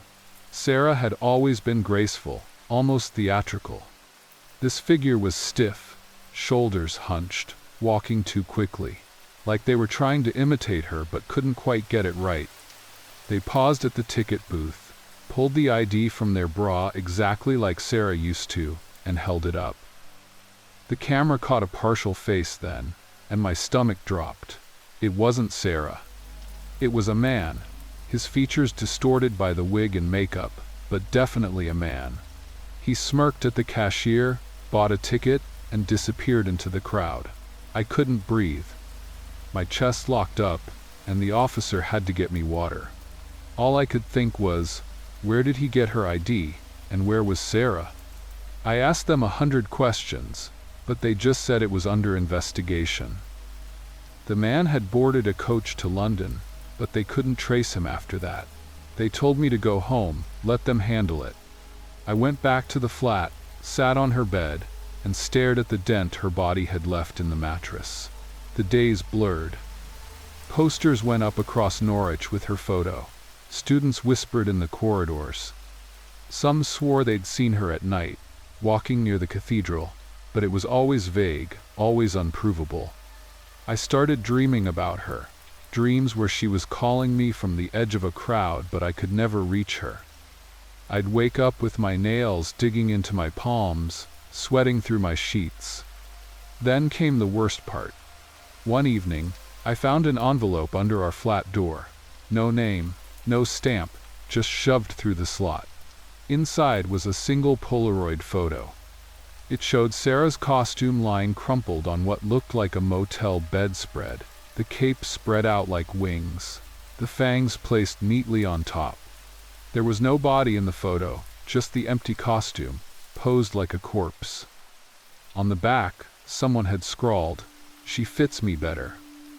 I couldn't keep it to myself. I ran straight to the police. They took the photo, looked grim, and told me not to talk about it to anyone else. But I couldn't shake the feeling that they were always one step behind, that whoever had Sarah or had her identity was playing with us.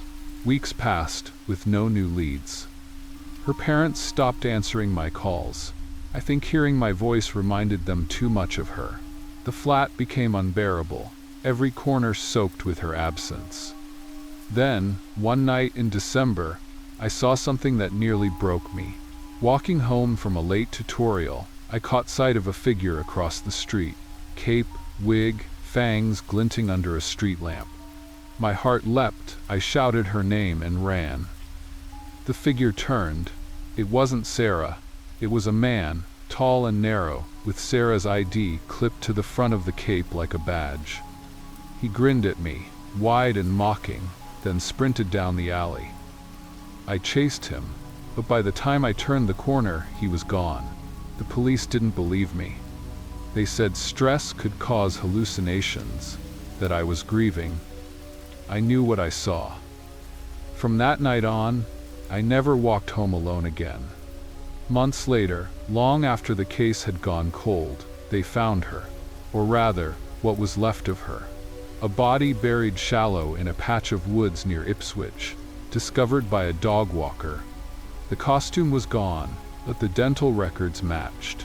Sarah had been dead since the night of Halloween, the coroner said. The man on the CCTV, the man I saw on the street that had never been her. He'd killed her, stolen her costume and her ID, and paraded around like she was a mask he could wear. I sat through the inquest numb, listening to words like asphyxiation and sexual motive, without letting them sink in. They never caught him. The man in the cape melted back into the world, faceless without the wig and costume. All I had left was the Polaroid, which the police returned years later when the case was officially closed. I burned it in the sink. Sometimes I dream of Sarah still, standing in front of the mirror in that damn cape, laughing. In the dream, she turns to me and asks, "Too dramatic?" I want to tell her yes. I want to tell her to take it off, to stay inside, to never leave my sight, but I never get the chance. She just smiles with those plastic fangs, and then she's gone again, lost in a crowd I can't push through, no matter how hard I try. And that's why I don't dress up anymore. I don't go out on Halloween, don't even open the door for trick-or-treaters. Because every time I hear a knock, I see that cape again, swaying at the end of a corridor, worn by someone who wasn't her. Every October, I remind myself, costumes don't just hide who we are. Sometimes they let monsters step into the skin of the people we love and leave us with nothing but silence.